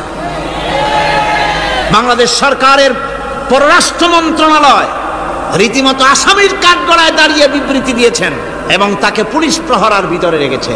বাংলাদেশের দণ্ডবিধি অনুযায়ী ওর তো ফাঁসি হয়ে যাওয়া উচিত। কোরআনের বিরুদ্ধে কথা বলেছে, আল্লাহর কোরআন নিয়ে ঠাট্টা করেছে। আমার বন্ধুগণ, কিয়ামতের দিন যখন এরা উপস্থিত হবে আল্লাহর দরবারে, আল্লাহ রাব্বুল আলামিন কোরআনের সাথে যারা ঠাট্টা করেছে, বিদ্রূপ করেছে, কোরআনের আইনকে নিয়ে যারা ঠাট্টা বিদ্রূপ মজাক উড়ায়ছে, কিয়ামতের দিন তাদেরকে বলা হবে ওয়াকিলাল ইয়াউমা নানসাকুম কামা নাসিতুম লিকা ইয়াউমিকুম হাদা। কিয়ামতের দিন আল্লাহ রাব্বুল আলামিন কোরআনের ঠাট্টাকারী, কোরআনের বিদ্রূপকারী, কোরআনের আইনের অমান্যকারীদেরকে বলবেন আমি আজকে তোমাদের ভুলে গেলাম, যেমন করে তোমরা এই দিনে আমার সঙ্গে সাক্ষাৎকারের কথা ভুলে গিয়েছিলে। তোমরা যেমন আমার আজকের এই কিয়ামতের দিনের কথা যারা ভুলে গিয়েছিলে, আজকে আমিও তোমাদেরকে ভুলে গেলাম। এরপরে কি হবে? ওয়ামা ওয়াকুমুন নার ওয়া মা লাকুম মিন নাসিরিন। আল্লাহ পাক বলেন এরপরে এদের জায়গা হবে জাহান্নাম, আর এদের সাহায্যকারীও কেউ থাকবে না, জাহান্নামে চিরকাল থাকতে হবে। এটা এই জন্যে যে তারা আল্লাহর কোরআনের সঙ্গে ঠাট্টা করেছে, বিদ্রূপ করেছে, কোরআনের আইন মানে নাই, কোরআনের আইনকে অমান্য করে চলেছে। এই জন্য কিয়ামতের দিন আল্লাহ রাব্বুল আলামিন তাদেরকে শাস্তি প্রদান করবেন। কোরআন পৃথিবীর বুকে আল্লাহ নাজিল করেছেন, শুধু তেলাওয়াত করবেন ঝুলে ঝুলে, এই জন্য নয়। কি জন্য নাজিল হলো? এবার উদ্দেশ্য শুনুন। আল্লাহ পাক বলেন আর রহমান আল্লামাল কুরআন। আল্লাহ রাব্বুল আলামিন তিনি হলেন এমন দয়াবান, এমন রহমান, যিনি কোরআন শিখালেন। কি কারণে শিখালেন? কোরআন নাজিলের উদ্দেশ্য কি? আল্লাহ পাক বলেন ইন্না আনসালনা ইলাইকাল কিতাবা বিল হাক্কি লিতাহকুমা বাইনান নাসি বিমা আরাকাল্লাহ। আল্লাহ পাক বলেন এই কিতাব আমি আপনার প্রতি অবতীর্ণ করেছি এই জন্যে যাতে করে আপনি আল্লাহর প্রদর্শিত এই বিধান অনুযায়ী মানুষের উপরে বিচার ফয়সালা করতে পারেন। মানুষের উপরে আইন চলবে আল্লাহ। কার আইন? জোরে বলেন কার আইন? আলা লাহুল খালক ওয়াল আমর। সৃষ্টি যার, আইন চলবে কার? আল্লাহ পাক বলেন এই জন্য নাজিল করলাম, কোরআন নাজিল করেছি যাতে করে কোরআনের আইন দিয়ে বিচার ফয়সালা করতে পারেন, সেই জন্যই কোরআন নাজিল করলাম। আসলে আল্লাহ নবীর এই পৃথিবীতে আগমনের উদ্দেশ্য ওটাই ছিল। হুয়াল্লাযী আরসালা রাসূলাহু বিল হুদা ওয়া দীনিল হক লিইয়ুযহিরাহু আলাদ-দীনি কুল্লিহি ওয়া কাফা বিল্লাহি শাহীদা। আল্লাহ রাব্বুল আলামিন বলেন আমি আমার রাসূলকে দ্বীনে হক, সত্যের বিধান সহকারে দুনিয়ায় প্রেরণ করেছি। লিইয়ুযহিরাহু আলাদ-দীনি কুল্লিহি, আয় লিইয়ুগলিবাহু আলা সাইরিল আদিয়ান। সমস্ত আদিয়ানে বাতিলের উপরে আমার দিনকে বিজয়ী করে দেওয়ার জন্য আমি রাসূলের কাছে কিতাব সহকারে তাকে অবতীর্ণ করেছি। এ দায়িত্ব শুধু মুহাম্মদ সাল্লাল্লাহু আলাইহি ওয়াসাল্লামের ছিল না, দুনিয়ার উপরে আল্লাহর দিন কায়েম করা, আল্লাহর বিধান অনুযায়ী মানুষের বিচার ফয়সালার দায়িত্ব শুধু মুহাম্মদ সাল্লাল্লাহু আলাইহি ওয়াসাল্লামের ছিল না, সমস্ত নবীদের ছিল। কাদের ছিল? সব নবীদের ছিল। ফাবাসাল্লাহু নাবিয়্যিনা মুবাশশিরিনা মুনযিরিন ওয়া আনসালা মা'আহুমুল কিতাবা বিল হাক্কি লিয়াহকুমা বাইনান নাস। আল্লাহ পাক বলেন সমস্ত নবীদের কাছে আমি কিতাব অবতীর্ণ করেছি এই জন্যে যে তারা সহজ এবং সোজা পথে যারা চলতে চায় তাদেরকে তিনি সুসংবাদ দিবেন, আর বাঁকা পথে যারা চলবে তাদেরকে তিনি জাহান্নামের ভীতি প্রদর্শন করবেন। আর আমি তার উপরে যে কিতাব অবতীর্ণ করেছি এই কিতাব দিয়ে জনগণের উপরে বিচার ফয়সালা করবে, আইন চলবে আল্লাহর কিতাব দিয়ে। আইন চলবে কি দিয়ে? আল্লাহর কিতাব দিয়ে। আল্লাহর কিতাব অনুযায়ী জনগণকে পরিচালিত করবেন। এই জন্য আমি এই কোরআনকে নাজিল করেছি, অতীত এই কিতাবগুলি নাজিল করেছি। কুল ইয়া আইয়ুহান নাসু ক্বাদ জাআকুমুল হাক্কু মির রাব্বিকুম। আল্লাহ পাক বলেন নবী আপনি বলে দেন, আপনি বলুন হে মানব সকল, আল্লাহর পক্ষ থেকে তোমাদের জন্য মহাসত্য এসেছে। এই মহাসত্য যদি অনুসরণ করো তোমাদের জন্য কল্যাণকর হবে। ওমান দাল্লা ফাইন্নামা ইয়াদুল্লু আলাইহা। আর যদি কোরআনকে অমান্য করো, আল্লাহর কিতাবকে অমান্য করো, তাহলে তোমাদের জন্য অকল্যাণ হবে। আজ আপনারা বলেন আল্লাহর কিতাবের আইন কি আমাদের দেশে চলে? কোরআনের আইন কি চলে? চলে না। কোরআনের আইন চলে না। আমরা কি খুব শান্তিতে আছি? খুব আরামে আছি? শ্রমিকরা তাদের শ্রমের মূল্য পায়, কৃষক তার উৎপাদিত পণ্যের সঠিক দাম পায়, নারী তার সতীত্বের মর্যাদা পায়, জনগণ কি আরামে ঘুমাতে পারে? না, জনগণ রীতিমতো দুবেলা পেট পুরে সমস্ত জনগণ খেতে পারে। এর একমাত্র কারণ হচ্ছে কোরআনের আইনকে অমান্য করা হয়েছে। ভালো করে কান পেতে শুনুন, আল্লাহ রাব্বুল আলামিন কোরআনে কারীমের মধ্যে পরিষ্কার করে বলেছেন, ওয়ামান লাম ইয়াহকুম বিমা আনজালাল্লাহু ফাউলাইকা হুমুল কাফিরুন। যারা নাকি আমার দেওয়া বিধান অনুযায়ী, কোরআন অনুযায়ী যারা বিচার ফয়সালা করে না, ফাউলাইকা হুমুল কাফিরুন, ফাউলাইকা হুমুজ জালিমুন, ফাউলাইকা হুমুল ফাসিকুন। যারা আমার দেওয়া বিধান অনুযায়ী বিচার ফয়সালা করে না, তারা কাফির, তারা জালিম, তারা ফাসিক। সুতরাং এর ভিতরে এই জুলমের মধ্যে জালিমদের অন্তর্গত, ফাসিকদের অন্তর্গত হয়ে বাংলাদেশের বহু মুসলমান, পৃথিবীর বহু এলাকার মুসলমান এর মধ্যে লিপ্ত হয়ে আছে। কোরআনের আইন চালু না করলে পরে, কোরআনের আইন না মানলে পরে জালিম হতে হবে, কাফির হতে হবে, ফাসিক হতে হবে। অর্থাৎ যতখানি না মানবেন ততখানি এই বিশেষণে বিভূষিত হতে হবে। এক শ্রেণীর লোক আছে যারা বলে বেড়ান ধর্ম আর রাজনীতি আলাদা। বলেন কিনা? কন জোরে বলেন, বলে কিনা? ধর্ম আর রাজনীতি আলাদা। তারা বলেন আমরা ধর্ম নিরপেক্ষ থাকতে চাই। তারা কি থাকতে চায়?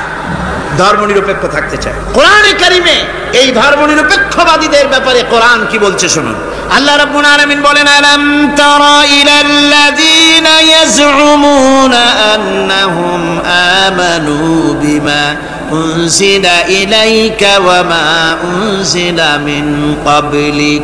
আল্লাহ পাক বলেন, হে নবী, তুমি কি সেই সব লোকদেরকে দেখেছো যারা দাবি তো করে যে আমরা আল্লাহর উপর ঈমান এনেছি আর এই কিতাবের উপর ঈমান এনেছি, এর পূর্বে যত কিতাব নাজিল হয়েছে সেসব কিতাবের উপরেও ঈমান এনেছি। ধর্মনিরপেক্ষবাদীরা তারা তো বলে না যে আল্লাহ মানি না, কোরআন মানি না, একথা বলে না, ওটা বলে না। কি বলে? সেই বলা কথাটাই আল্লাহ এখানে অনেক আগে বলে রেখেছেন।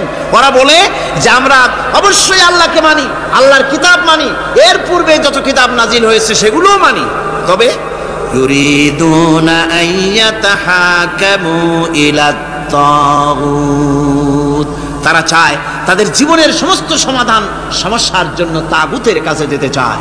তাগুতকে, আল্লাহকে বাদ দিয়ে তারা যেতে চায় কোথায়? তাগুতের কাছে। জোরে বলেন, কিসের কাছে যেতে চায়? তাগুতের কাছে। তাগুত বলে কারে? তাগুত বলা হয় যে নিজে আল্লাহর আইন মানে না এবং অপরকেও আল্লাহর আইন অমান্য করতে বাধ্য করে, তাকে বলা হয় তাগুত।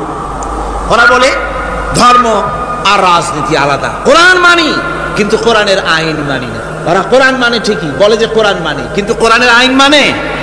তাহলে এ মানি বলার অর্থটা কি? এর মূল্যটা কোথায়? কোরআন যদি মানো তো কোরআন বলেছে সুদ খেও না, আমাদের দেশে সুদ চলছে না। কোরআন বলেছে বিবিকে পর্দায় রাখো, পর্দায় কি রাখা হচ্ছে? কোরআন বলেছে ওজনে কম দিও না, তা কি মানা হচ্ছে? কোরআন বলেছে আমার আইন দিয়ে দেশ শাসন করো, তা কি করা হচ্ছে? সুতরাং ধর্মনিরপেক্ষ মতবাদ যেটা, এই মতবাদটা কোরআনের দৃষ্টিতে কুফরি মতবাদ। ধর্মনিরপেক্ষ মতবাদ কি? জোরে বলেন, ধর্মনিরপেক্ষ মতবাদ কি? কোন মুসলমান, যে ব্যক্তি নিজেকে মুসলমান বলে দাবি করে, ধর্মনিরপেক্ষ মতবাদ সে বিশ্বাস করতে পারে না, জায়েজ নাই, হারাম। আফাতুমিনুনা বিবাদিল কিতাব ওয়া তাকফুরুনা বিবাদ, তোমরা কোরআনের কিছু অংশকে মেনে নিবে আর কিছু অংশকে করবে অস্বীকার। এটা যদি করো দুনিয়ার জীবনে পাবে দুনিয়ার জীবনে জিল্লতি আসবে, লাঞ্ছনা আসবে, আর কিয়ামতে পাবে জাহান্নামের শাস্তি। সুতরাং ধর্মনিরপেক্ষ মতবাদের অর্থ তারা বলে যে ধর্মহীনতা নয়, আসলে কিন্তু ধর্মনিরপেক্ষ মতবাদের অর্থই হলো ধর্মহীনতা। ঠিক কিনা? কন জোরে বলেন, ঠিক কিনা? এই ধর্মনিরপেক্ষ মতবাদ আমাদের দেশের জন্ম হয় নাই, এর জন্ম হয়েছে ইউরোপ সভ্যতায়। প্রাচীন ইউরোপ সভ্যতায় এর জন্ম হয়েছিল, সেখান থেকে তার আন্ডা বাচ্চা ভারতে এসেছিল। ভারত থেকে এই আন্ডা বাচ্চার কিছু অংশ 1972 সালে তদানীন্তন সরকারের মাথার উপরে ভারত চাপিয়ে দিয়েছিল। সেই ধর্মনিরপেক্ষ মতবাদ 1972 সনের সংবিধানে লেখা হলো, কিন্তু 1982 সনে যখন সংবিধান আবার অ্যামেন্ডমেন্ট করা হলো, তখন ধর্মনিরপেক্ষতার কপালে ঝাঁটা মেরে বিদায় করা হয়েছে। বাংলাদেশে ধর্মনিরপেক্ষ মতবাদ চলতে পারে না। ধর্মনিরপেক্ষ মতবাদের কথা আমাদের দেশে তারাই বলে যারা 72 সনে ক্ষমতায় ছিলেন। তারা ধর্মের সাথে কি ব্যবহার করেছেন আমরা ভুলে যাই নাই, আপনারা ভুলে গেছেন। 1972 সনে দেশের সমস্ত বিশ্ববিদ্যালয়ের মনোগ্রাম থেকে ইকরা বিস্মি রাব্বিকাল্লাযী খালাক রাব্বি জিদনি ইলমা কোরআনে কারীমের আয়াতকে বিদায় করে দেওয়া হয়েছিল।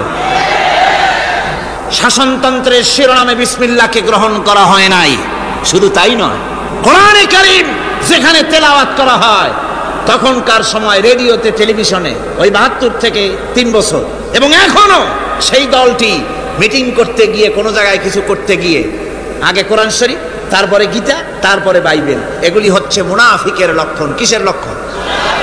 যেখানে যেই টেবিলে, যেই মঞ্চে কোরআন তেলাওয়াত হয়, বাইবেল গীতা পড়া হারাম, পড়া হতে পারে না। কোরআনের চাইতে শ্রেষ্ঠ কিতাব আল্লাহর দুনিয়া আছে? সমস্ত কিতাবকে রদ করেছে কোরআন। হযরত ওমর রাদিয়াল্লাহু তাআলা রাসূল করিম সাল্লাল্লাহু আলাইহি ওয়াসাল্লামের কাছে গিয়ে তাওরাতের একটা পাতা পড়তেছেন। হযরত আবু বকর রাদিয়াল্লাহু তাআলা সেখানে চলে এলেন। এসে দেখেন রাসূল করিম সাল্লাল্লাহু আলাইহি ওয়াসাল্লামের চেহারা মোবারক লাল হয়ে গিয়েছে গোসা। হযরত আবু বকর বললেন, ওমর, তুই যদি এর থেকে মরে যেতিস, তুই যদি এর থেকে মরে যেতিস, তুই যদি এর থেকে মরে যেতিস। 3 বার বলল। হযরত ওমর শিউরে উঠলেন, হতচকিত হয়ে উঠলেন। আবু বকর আমাকে মরার কথা বলছেন কেন? তিনি তাকিয়ে দেখেন রাসূল করিম সাল্লাল্লাহু আলাইহি ওয়াসাল্লামের চেহারা মোবারক গোসায় লাল হয়ে। হযরত ওমর বলছেন, ইয়া রাসূলুল্লাহ, আমার এবং আমার পিতা মাতার জীবন আপনার কদম মোবারকে উৎসর্গ হয়ে যায়। আমি অপরাধ করেছি, কি অন্যায় করেছি হুজুর আমাকে? হুজুর বলছেন, ওমর, তুমি যে তাওরাতের পাতা আমার সামনে পড়তেছ, এই তাওরাত যার উপরে নাজিল হয়েছিল, সেই মুসা আলাইহিস সালাম যদি আজকে বেঁচে থাকতেন, তাহলে আমার উম্মতের ভিতরে শামিল হয়ে যাওয়া তার জন্য ফরজ হয়ে যেত। অতীতের সমস্ত কিতাবকে রদ করা হয়েছে, সমস্ত শরীয়তকে বন্ধ করা হয়েছে। সুতরাং কোন মুসলমানের প্ল্যাটফর্মে যেখানে কোরআন তেলাওয়াত হয়, বেদ, বাইবেল, গীতা পড়া হারাম সেখানে। এই মুনাফিকরা তাও করে থাকে।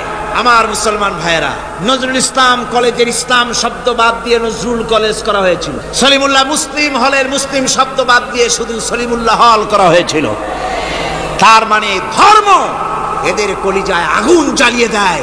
ইসলামের নাম বরদাস্ত হয় না, কোরআনের নাম বরদাস্ত হয় না। আর বরদাস্ত হয়নি বলেই আল্লাহ পাক তার ইন্তেকাম নিয়েছে। আমার বক্তব্য হচ্ছে, কোরআনে কারীম পৃথিবীতে এসেছে শাসন করতে দুনিয়াকে। তার মধ্যে রয়েছে রাজনীতি, অর্থনীতি, সব।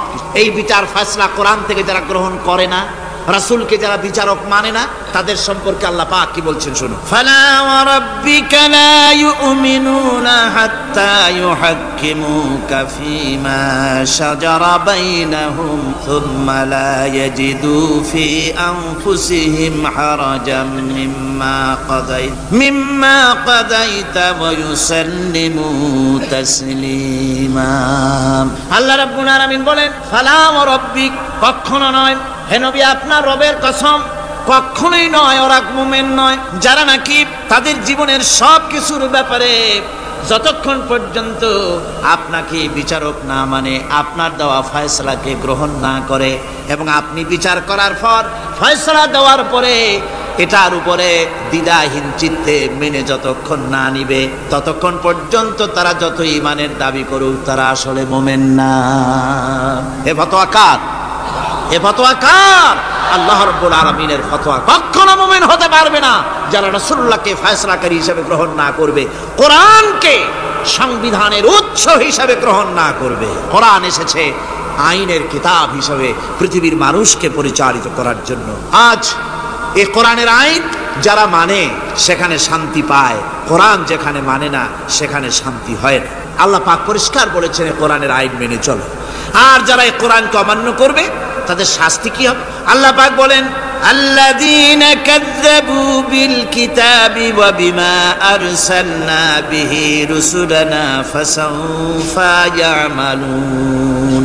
আল্লাহ পাক বলেন আমি যে কিতাব নাজিল করেছি এই কিতাবকে যারা মিথ্যা মনে করে, কিতাবকে যারা অস্বীকার করে, কোরআনের আইন যারা মানে না, আমি যে রসুলের উপরে যা নাজিল করেছি সেগুলির উপরে যারা ঈমান আনে না, এগুলিকে যারা মানে না, তাদের জন্য এর পরিণতি তারা খুব শীঘ্রই টের পাবে। খুব শীঘ্রই তাদেরকে এর পরিণতি দেওয়া হবে। কিয়ামতের দিন তাদেরকে আল্লাহ রাব্বুল আলামিন জাহান্নামে প্রবেশ করাবেন। কোরআনের অমান্যকারীদের জায়গা কোথায় হবে? কোথায় হবে তাদের জায়গা? জাহান্নামের ভিতরে হবে। সুতরাং আমরা কোথায় যেতে চাই? জাহান্নামে না জান্নাতে? বেহেশতে যদি যেতে চাই, দুনিয়ায় যদি শান্তি চাই এবং আখিরাতে যদি মুক্তি পেতে চাই, তাহলে আমাদেরকে কোরআনের আইনকে মানতে হবে। কিসের আইন মানা লাগবে? কোরআনের আইন মানতে হবে। কোরআনে কারীমের নাজিল হলো, আল্লাহ পাক যে কোরআন আমাদের শিখালেন, আর রহমান আল্লামাল কোরআন, যে কোরআন তিনি আমাদের শিখালেন। এই কোরআন নাজিলের পদ্ধতি ছিল মদিনা এবং মক্কা। রাসূলের মক্কি জিন্দেগিতে কিছু নাজিল হয়েছে, আর মদনী জিন্দেগিতে নাজিল হয়েছে কিছু। মক্কা শরীফে যেগুলি নাজিল হয়েছে সে সূরাগুলো ছিল তাওহীদ, রিসালাত এবং আখিরাতের উপরে নির্ভর করে। আর মদনী সূরা যেগুলি ছিল সেগুলি ফৌজদারি দণ্ডবিধি, উত্তরাধিকারী আইন, তারপরে যাকাত, ওসর, যুদ্ধ, সন্ধি, বন্দি, এরপরে রয়েছে স্বরাষ্ট্রনীতি, পররাষ্ট্রনীতি, অর্থনীতি, জীবন পরিচালনার সমস্ত বিধি আর ব্যবস্থা মদনী জিন্দেগির সূরাগুলিতে, অবতীর্ণ সূরাগুলিতে আল্লাহ রাব্বুল আলামিন নাজিল করেছেন। কোরআন শরীফ মানুষের সকল সমস্যার সমাধান দিয়েছে। এখানে আমি এখন তার কিছু নমুনা পেশ করছি আপনাদের সামনে, আপনাদের বোঝার জন্য যে কোরআন, অনেকে বলে যে কোরআনের তাফসীরের ভেতরে রাজনীতির আলোচনা হয়। রাজনীতি সেইটুক করি যেটুকুন আল্লাহ কোরআনে করেছেন। জোরে কোন আলহামদুলিল্লাহ। এর থেকে বাড়াই কিছু বলি নাকি? না। কোরআন যেটুকুন করেছে, রাসূলুল্লাহ যেটুকুন করেছে, একজন মুসলমান হিসাবে তা করা আপনার আমার জন্য কি? সুন্নত, নফল। ওইটা করা কি? জোরে কোন। এটা করা আমাদের জন্য ফরজ। সেই জন্য আমি কিছু নমুনা পেশ করছি আপনাদের সামনে, বুঝতে পারবেন যে কোরআন শুধু নামাজের কথা নিয়ে আসে নাই। কোরআনের মধ্যে আয়াত সংখ্যা কত? ৬,৬৬৬। এটা ঠিক না, কিছু কম আছে। ৬,০০০ কয়েক শত, ভালো করে গুণে দেখা দরকার। তো এই যে আয়াতে কারিমা যেগুলি রয়েছে, এর মধ্যে মাত্র ৫০০ আয়াত হচ্ছে হুকমে শরঈ। ভালো করে শুনুন, ৫০০ আয়াত আদেশ এবং নিষেধ জাতীয়। এটা করো, ওটা করো না, এটা হালাল, ওটা হারাম। এ হলো ৫০০। তো এই যদি ৫০০ হয় তাহলে বাকি ৬,০০০ কি?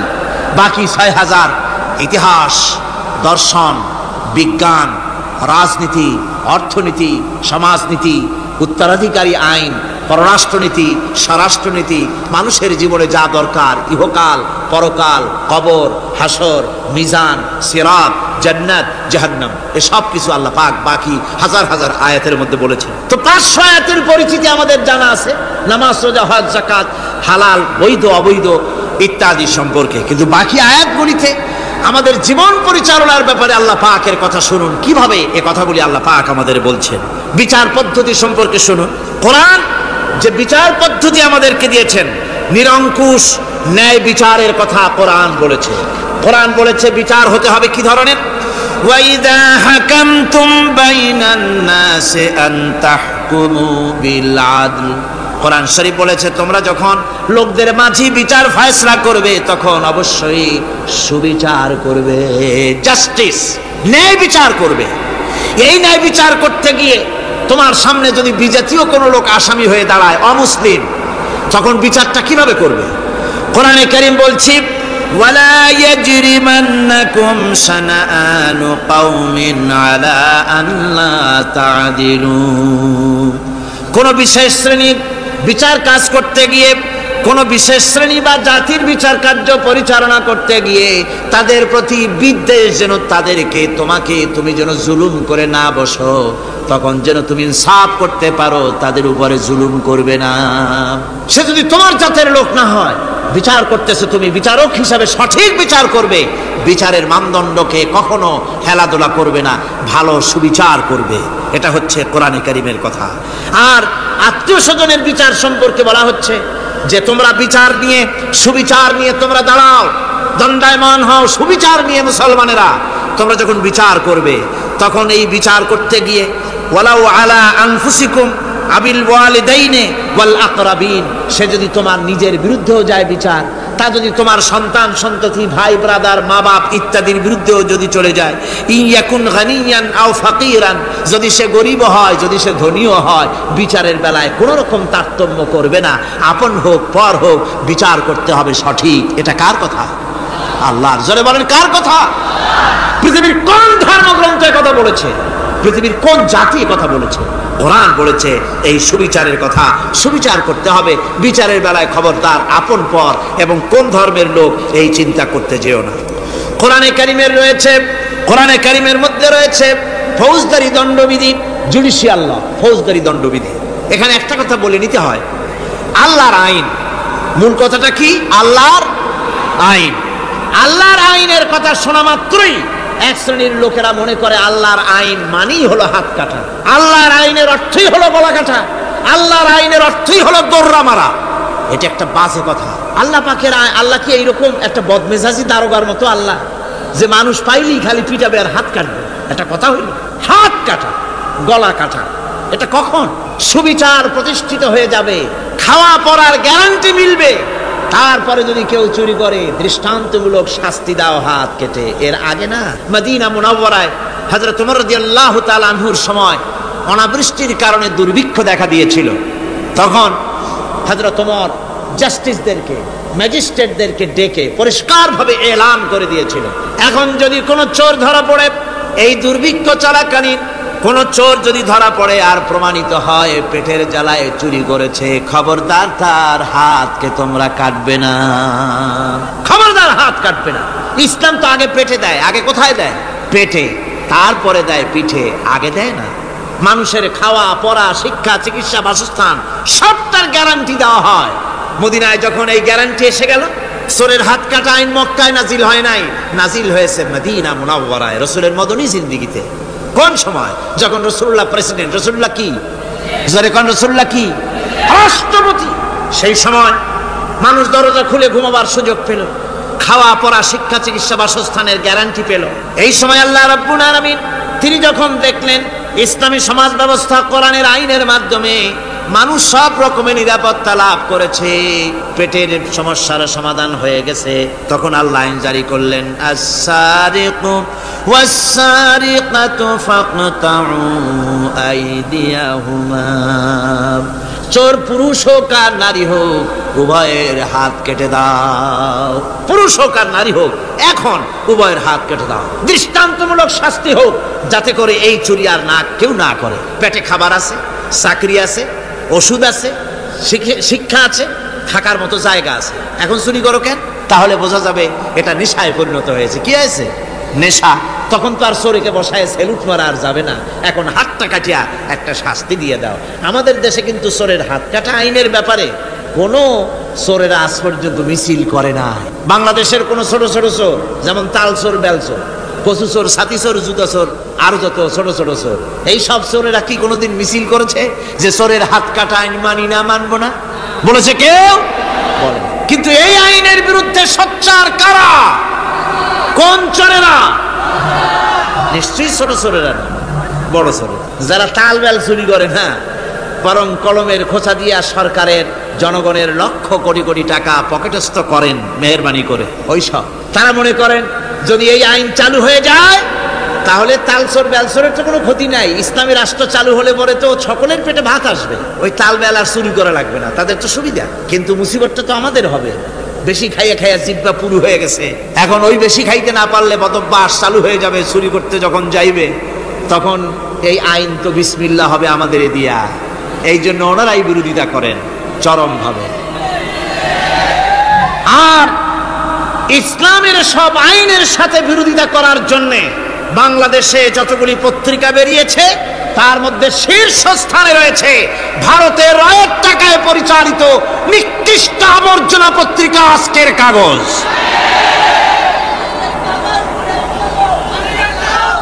ওই কাগজে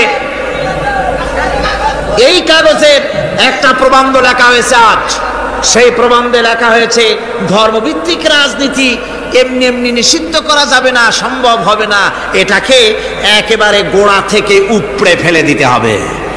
মাঙ্গলির আবদা ভারতের টাকা নিয়ে লাফালাফি করছে। আজকে তারা বাংলাদেশ থেকে ধর্মভিত্তিক রাজনীতি নিষিদ্ধ ঘোষণার জন্য পায়তারা চালাচ্ছে এই পত্রিকার মাধ্যমে। এই পত্রিকার একমাত্র কাজ গোটা জাতিসত্তাকে দ্বিধা বিভক্ত করা, ইসলামের বিরুদ্ধে ইয়াং জেনারেশনকে খেপিয়ে তোলার জন্য আদা পানি খেয়ে লেগেছে। ধর্মভিত্তিক রাজনীতি নিষিদ্ধ ঘোষণা করার জন্য আপ্রাণ প্রচেষ্টা চালাচ্ছে। সংসদে পর্যন্ত এই বক্তব্য উঠানো হয়েছে, তাই না? সংসদে উত্থাপিত হয়েছে ধর্মভিত্তিক রাজনীতি নিষিদ্ধ ঘোষণা করতে হবে। আমি বলেছি ধর্মভিত্তিক রাজনীতি নিষিদ্ধ ঘোষণা করে ফেলেছিল রাশিয়া। রাশিয়ার যেই পার্লামেন্টে বসে ধর্মভিত্তিক রাজনীতি নিষিদ্ধ ঘোষণা করা হয়েছিল, যে পার্লামেন্টের ঘোষণার বলে লক্ষ লক্ষ মুসলমানদেরকে জবাহ করা হয়েছে রাশিয়ায়, যে পার্লামেন্টের ঘোষণার বলে মসজিদ মাদ্রাসা ভেঙে চুরে একাকার করে দেওয়া হয়েছিল রাশিয়ায়, যেই পার্লামেন্টে বসে আলেম ওলামা পীর দরবেশদেরকে হত্যা করার জন্য নির্দেশ দেওয়া হয়েছিল রাশিয়ার যে পার্লামেন্ট থেকে, সেই দেশ আজ আর আস্ত নাই, দেশটা টুকরা টুকরা হয়ে গিয়েছে। বাংলাদেশের পার্লামেন্টে আজকে যারা এই দুঃসাহসিক কথা বলছেন, ধর্মভিত্তিক রাজনীতি নিষিদ্ধ ঘোষণা করার কথা যারা উচ্চারণ করছেন, রাশিয়ার পার্লামেন্টের ইতিহাস ভুলে যাবেন না। বাংলাদেশে 11.5 কোটি তৌহিদি জনতার তৌহিদি রক্ত, তৌহিদি চেতনা সমস্ত শরীরে মাথায় আর রগ রেশায় টকবক করছে। ইসলামী চেতনা, ইসলামের রক্ত। এই মুসলমানদের সাথে আগুন নিয়ে খেলা করার চেষ্টা করো না। আমার বন্ধুগণ, কোরআনের আইন বন্ধ করার ক্ষমতা কারো নাই। এই আইন চালু হলে পরেই শান্তি আসবে। ওরা বিরোধিতা করছে, ওরা বলছে চোরের হাত কাটা আইন, এটা হচ্ছে একটা অমানবিক ব্যাপার। আইনটা কার? আল্লাহর। মানুষগুলি কার? তা তোমারা তো দরদ কেন? মায়ের চাইতে মাসির দরদ বেশি। এটা কি খুব সুলক্ষণ? না, এটা দারুণ কুলক্ষণ।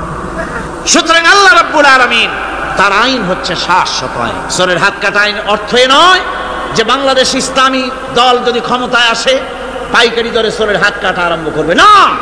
ততক্ষণ পর্যন্ত আইন চালু হবে না যতক্ষণ পর্যন্ত সমস্ত মানুষ তাদের কর্মসংস্থান না হবে, খাবার না পাবে, চাকরি বাকরি না হবে, খেয়ে পরে খাওয়া পড়া শিক্ষা চিকিৎসা বাসস্থান সবটার গ্যারান্টি মিলবে, তারপরে আইন চালু হবে। এর আগে না। আল্লাহ রাব্বুল আলামিন ফৌজদারি দণ্ডবিধির আওতার ভিতরে চোরের কি শাস্তি হবে তা বললেন। নরহত্যার শাস্তি কি হবে তাও আল্লাহ পাক এখানে বলছেন, ইয়া আইয়ুহাল্লাযীনা আমানু কুতিবা আলাইকুমুল কিসাসু ফিল কাতলা। আল্লাহ পাক বলেন তোমাদের প্রতি নরহত্যার শাস্তি স্বরূপ কিসাস নির্দিষ্ট করা হয়েছে, অর্থাৎ হত্যার বদলে হত্যা করা। একজন মানুষ আর একজন মানুষকে হত্যা করেছে, কোরআনের আইন হচ্ছে ওকেও হত্যা করে। কি সুন্দর আইন, সুবহানাল্লাহ পড়েন। তাহলে কি হবে? রেডিও টেলিভিশনে পত্র পত্রিকার মাধ্যমে যদি খবর ছড়ানো হয় যে হত্যাকারীর বিচার হবে কোরআনের আইন অনুযায়ী, প্রকাশ্য রাজপথে হত্যাকারীকে তাকেও যদি হত্যা করে দেওয়া হয়, এই দৃশ্য উপস্থিত জনতা যত দেখবে, পত্র পত্রিকায় খবর পাবে, টেলিভিশনের পর্দায় দেখতে পাবে, যারা দেখলো এই সব লক্ষ লক্ষ জনতার ভেতরে মানুষ হত্যা করার দুঃসাহস আর আসবে? আল্লাহ পাক বলছেন এটা হচ্ছে মানুষের কিসাস, এর মধ্যে রয়েছে মানুষের জীবন। এরপরে নরহত্যার শাস্তি আল্লাহ পাক এভাবে কোরআনে কারীমের মধ্যে বললেন। জিনার শাস্তি, আয-যানিয়াতু ওয়াজ-যানি ফাজলিদু কুল্লা ওয়াহিদিন মিনহুমা মিআতা জালদা। আল্লাহ রাব্বুল আলামিন বলেন জিনাকারিনী পুরুষ, জিনাকারিনী নারী আর জিনাকারা পুরুষ, তাদের শাস্তি হচ্ছে উভয়কে 100 করে দৌড়া মারা, প্রাণদণ্ড দিয়ে দেওয়া। এই শাস্তি যদি হয় জেনা বন্ধ হয়ে যাবে, বিবাহ সহজ হবে। ইসলামী রাষ্ট্র হলে পরে জেনা করা কঠিন হবে, বিবাহ করা সহজ হয়ে যাবে। এটা হচ্ছে কোরআনের আইনের সুন্দর বিধান। জেনার শাস্তি, চোরের শাস্তি, নরহত্যার শাস্তি জুডিশিয়াল লয়ের আওতায়, ফৌজদারি দণ্ডবিধির আওতায় এগুলি পড়ে। এগুলি সব কোরআন শরীফে আছে না নাই? আছে কিনা? তাহলে কি করে আপনি বলবেন আপনি ধর্ম নিরপেক্ষ? আপনি শুধু ধর্ম আপনার ব্যক্তিগত ব্যাপার, আর রাজনীতি একটা আলাদা ব্যাপার। এবারে আল্লাহ রাব্বুল আলামিন মদ পান সম্পর্কে, যারা মদ পান করবে, জুয়া খেলবে যারা, তাদের সম্পর্কে মদ্যপায়ীদের ব্যাপারে আল্লাহ পাক বলছেন, ইন্নামাল খামরু ওয়াল মাইসিরু ওয়াল আনসাবু ওয়াল আজলামু রিজসুম মিন আমালিশ শাইতানি ফাজতানিবুহু।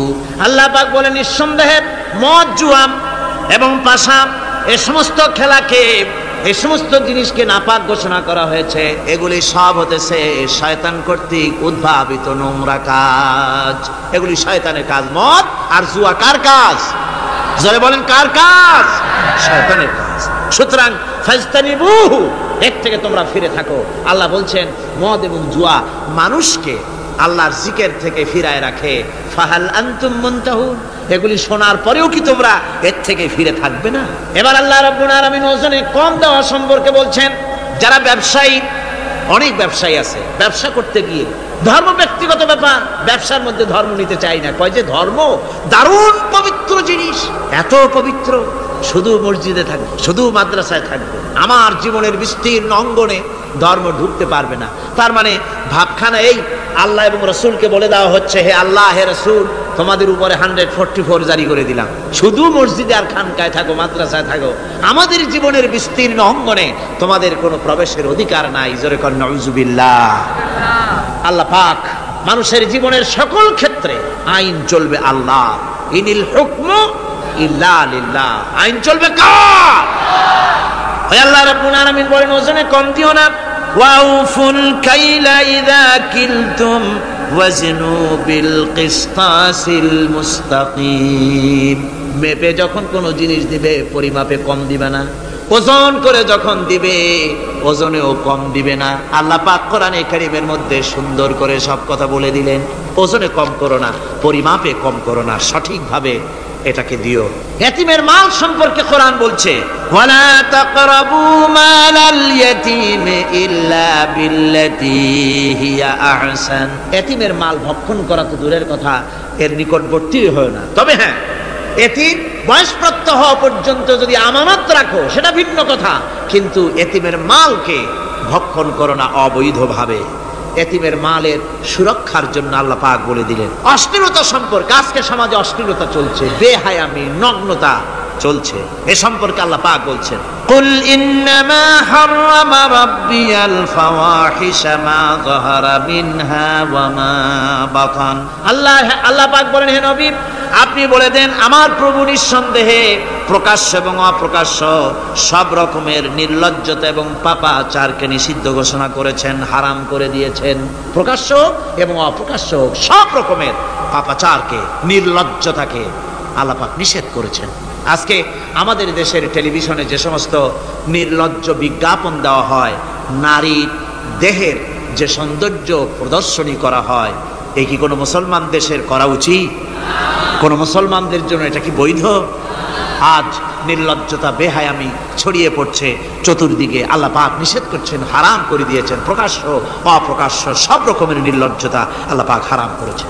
সুদ সম্পর্কে আল্লাহ পাক বলছেন, ওয়াহাল্লাল্লাহুল বাইআ ওয়া হারামার রিবা। আল্লাহ পাক বলেন, আমি সুদকে হারাম করেছি আর ব্যবসাকে করেছি হালাল। ব্যবসা করো, ব্যবসার মধ্যে বরকত আসবে। সুদ নিও না, সুদ দিও না। আজকে সুদের প্রচলন চলছে। আল্লাহর আইন না থাকার কারণে এমন একটা জঘন্য ধরনের অপরাধ আমার জাতি করছে, সুদের মতো নিকৃষ্ট পাপের সাথে গোটা জাতি জড়ায় গেছে। ঠিক কিনা কর? সুদ খাওয়া এবং দেওয়া কি? জোরে বলেন কি?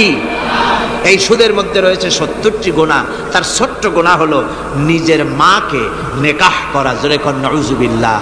এই মারাত্মক গুনাহ গোটা জাতি জড়িয়ে আছে। এই জন্যে আলহামদুলিল্লাহ, আল্লাহ শুকর আদায় করি যে এখন বাংলাদেশে ইসলামী ব্যাংক চালু হয়েছে, সুদমুক্ত ইসলামী ব্যাংকিং বাংলাদেশে চালু হয়েছে। কোন আলহামদুলিল্লাহ। এতদিন সুদী ব্যাংকে লেনদেন করেছেন, তার না হয় একটা জবাব দিতে পারবেন কিয়ামতের দিন যে আল্লাহ, সুদমুক্ত ব্যাংক ছিল না, করবোটা কি? এই টাকা পয়সা নিয়ে বিপদে পড়ে গেছিলাম, চোরে নেবে, ডাকাতে নেবে, জীবন যাবে, তাই সুদী ব্যাংকে পয়সা রাখছিলাম। হয়তো একটা জবাব, খোড়া অজুহাত খাড়া করতে হয়তো বা পারবেন।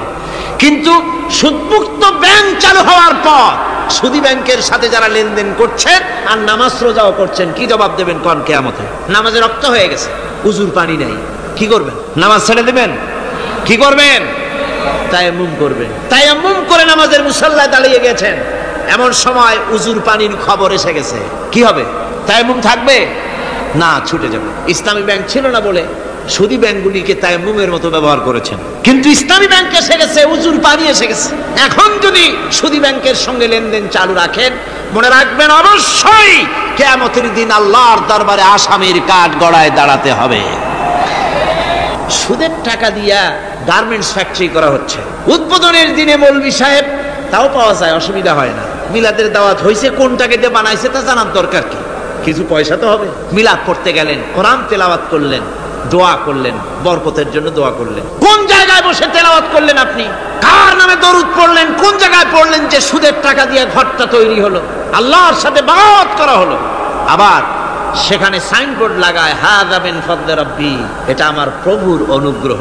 নাউযুবিল্লাহ, প্রভুর অনুগ্রহ সুদের টাকা দিয়ে ঘর বানানো। কবি বলছেন, ये इमारत बनी है सूद से आए मेरे मुरब्बी, ये इमारत बनी है सूद से आए मेरे मुरब्बी, और उस पे लिखा है हादा मिन फضل रब्बी। এই বিল্ডিং তৈরি হয়েছে সুদের টাকা দিয়ে। আর কি ভাগ্যের বিড়ম্বনা, কি পরিহাস! সেই সুদের টাকার বিল্ডিং এর উপরে লেখা হচ্ছে হাদা মিন ফাদলি রাব্বি, এটা আমার আল্লাহর অনুগ্রহ। নাউযুবিল্লাহি মিন যালিক।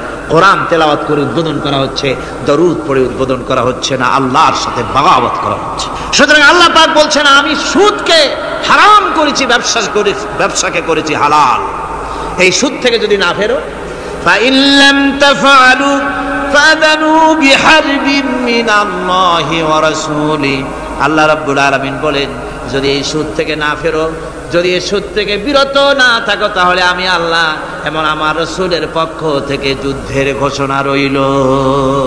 পারবেন? আল্লাহ রাসূলের সাথে যুদ্ধ করতে পারবেন? নাউযুবিল্লাহি মিন যালিক। কি মানুষের পক্ষে সম্ভব? সুদ সম্পর্কে আল্লাহ ঘোষণা করলেন কোরআনে কারীমের মধ্যে।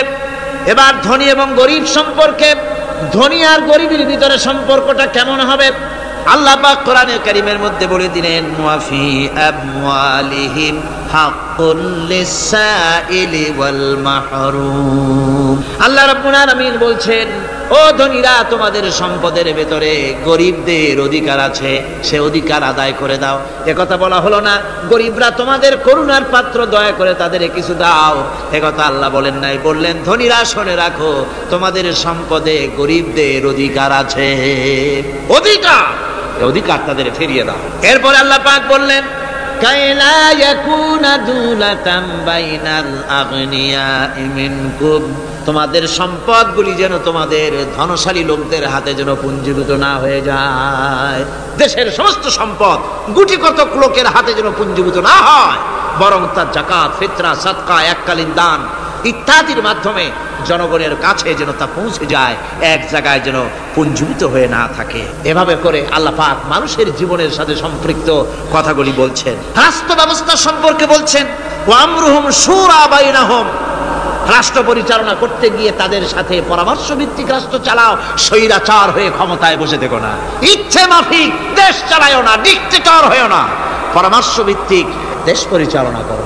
এভাবে করে আল্লাহ রাব্বুল আলামিন রাষ্ট্রপ্রধানকে বললেন, ওয়াসাবিরুহুম ফিল আমর, প্রত্যেকটি ব্যাপারে, রাষ্ট্রের সব ব্যাপারে তাদের সঙ্গে পরামর্শ করে নাও, পরামর্শ সবার সঙ্গে পরামর্শ করে পরামর্শের ভিত্তিতে কাজ করো, এমনি স্বৈরাচার হিসাবে কাজ করো না। কোরআন প্রবর্তিত সমাজ সকল নাগরিকের মৌলিক অধিকারের গ্যারান্টি দিয়েছে, জোরে কোন সুবহানাল্লাহ। এখন আমি যে কথাগুলি বলবো, এই কথাগুলি শুধু মুসলমানদের জন্য নয়, হিন্দু, মুসলমান, খ্রিস্টান, বৌদ্ধ, নারী, পুরুষ, সাদা, কালো, বর্ণ, ভাষা, দল, মত নির্বিশেষে সমস্ত মানুষের জন্য নাগরিক অধিকারের গ্যারান্টি দিচ্ছে কে? আল্লাহ পাক। জোরে বলেন, কে দিচ্ছেন? আল্লাহ পাক।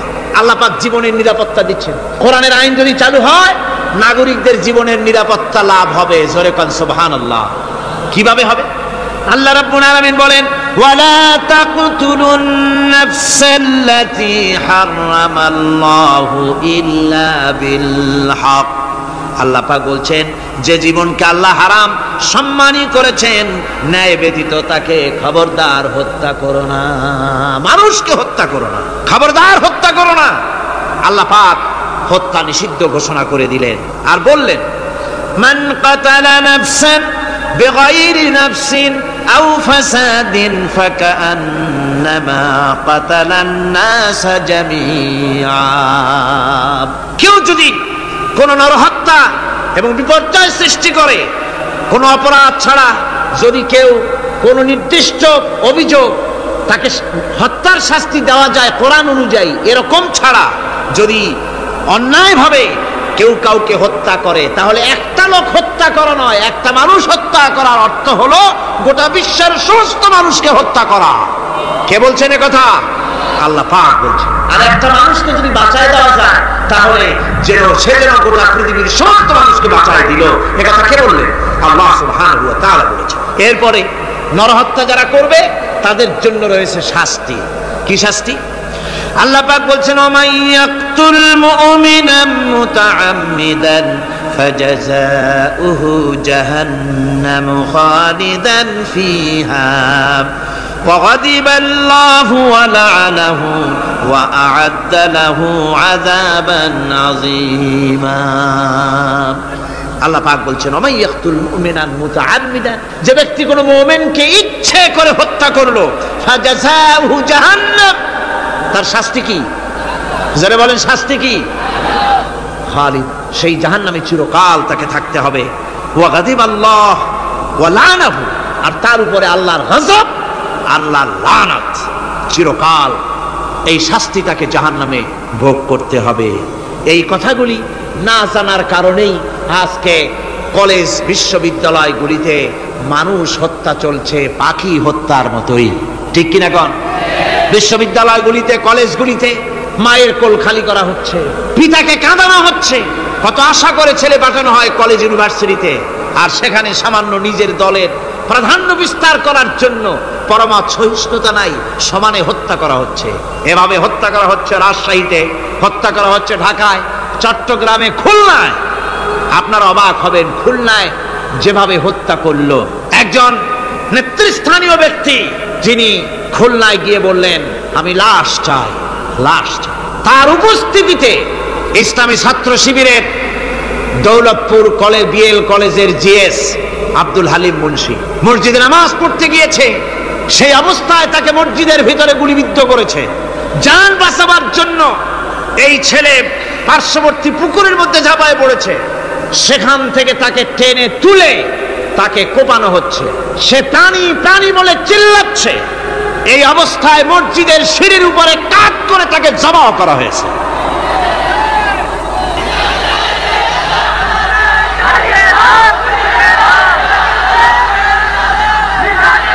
এরপরে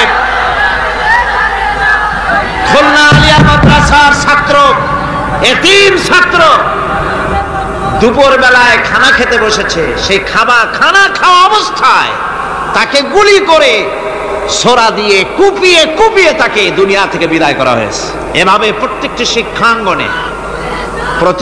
শিক্ষাঙ্গনে এভাবে মানুষকে মারা হচ্ছে, ছাত্রদেরকে মারা হচ্ছে। যারা মারছে আমি তাদের উদ্দেশ্যে বলতে চাই, যারা তোমরা মানুষ হত্যা করতেছো, পাখির মতো শিকার করতেছো, মনে রেখো আল্লাহর বিচার দু রকমের হয়, একটা হয় দুনিয়ায় আর একটা হয় আখিরাত। দুনিয়ায় তুমি যার সন্তানকে হত্যা করেছো, যার সন্তানকে হত্যা করে যার মা বাপকে কাঁদায়েছো, দুনিয়ার শাস্তিটা এভাবে আল্লাহ তোমাকে দিবেন, তুমিও নিহত হবে।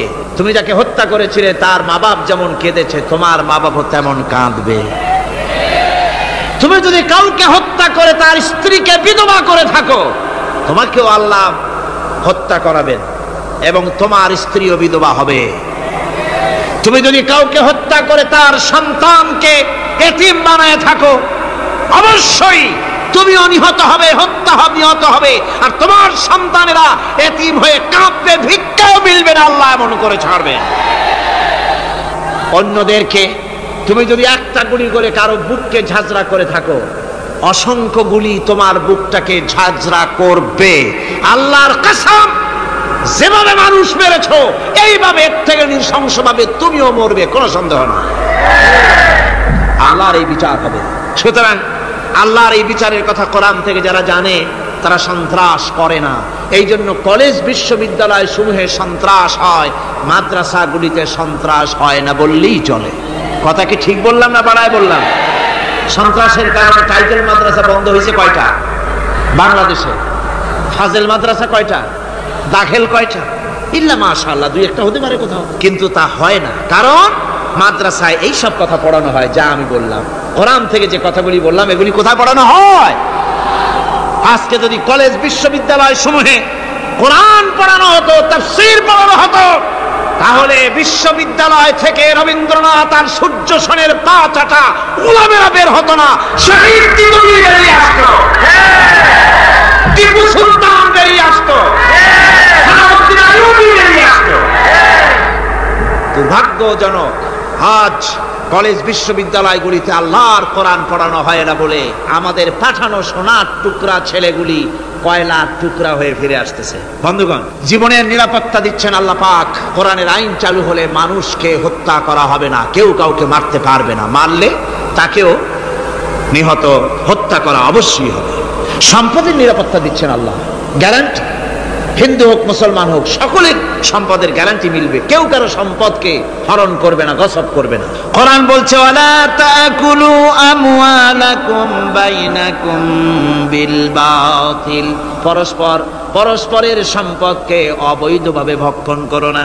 সম্মানের নিরাপত্তা হচ্ছে ইসলামী সমাজ চালু হয়ে গেলে আল্লাহ রাব্বুল আলামিন সম্মানের নিরাপত্তা দিবেন প্রত্যেক নাগরিকের।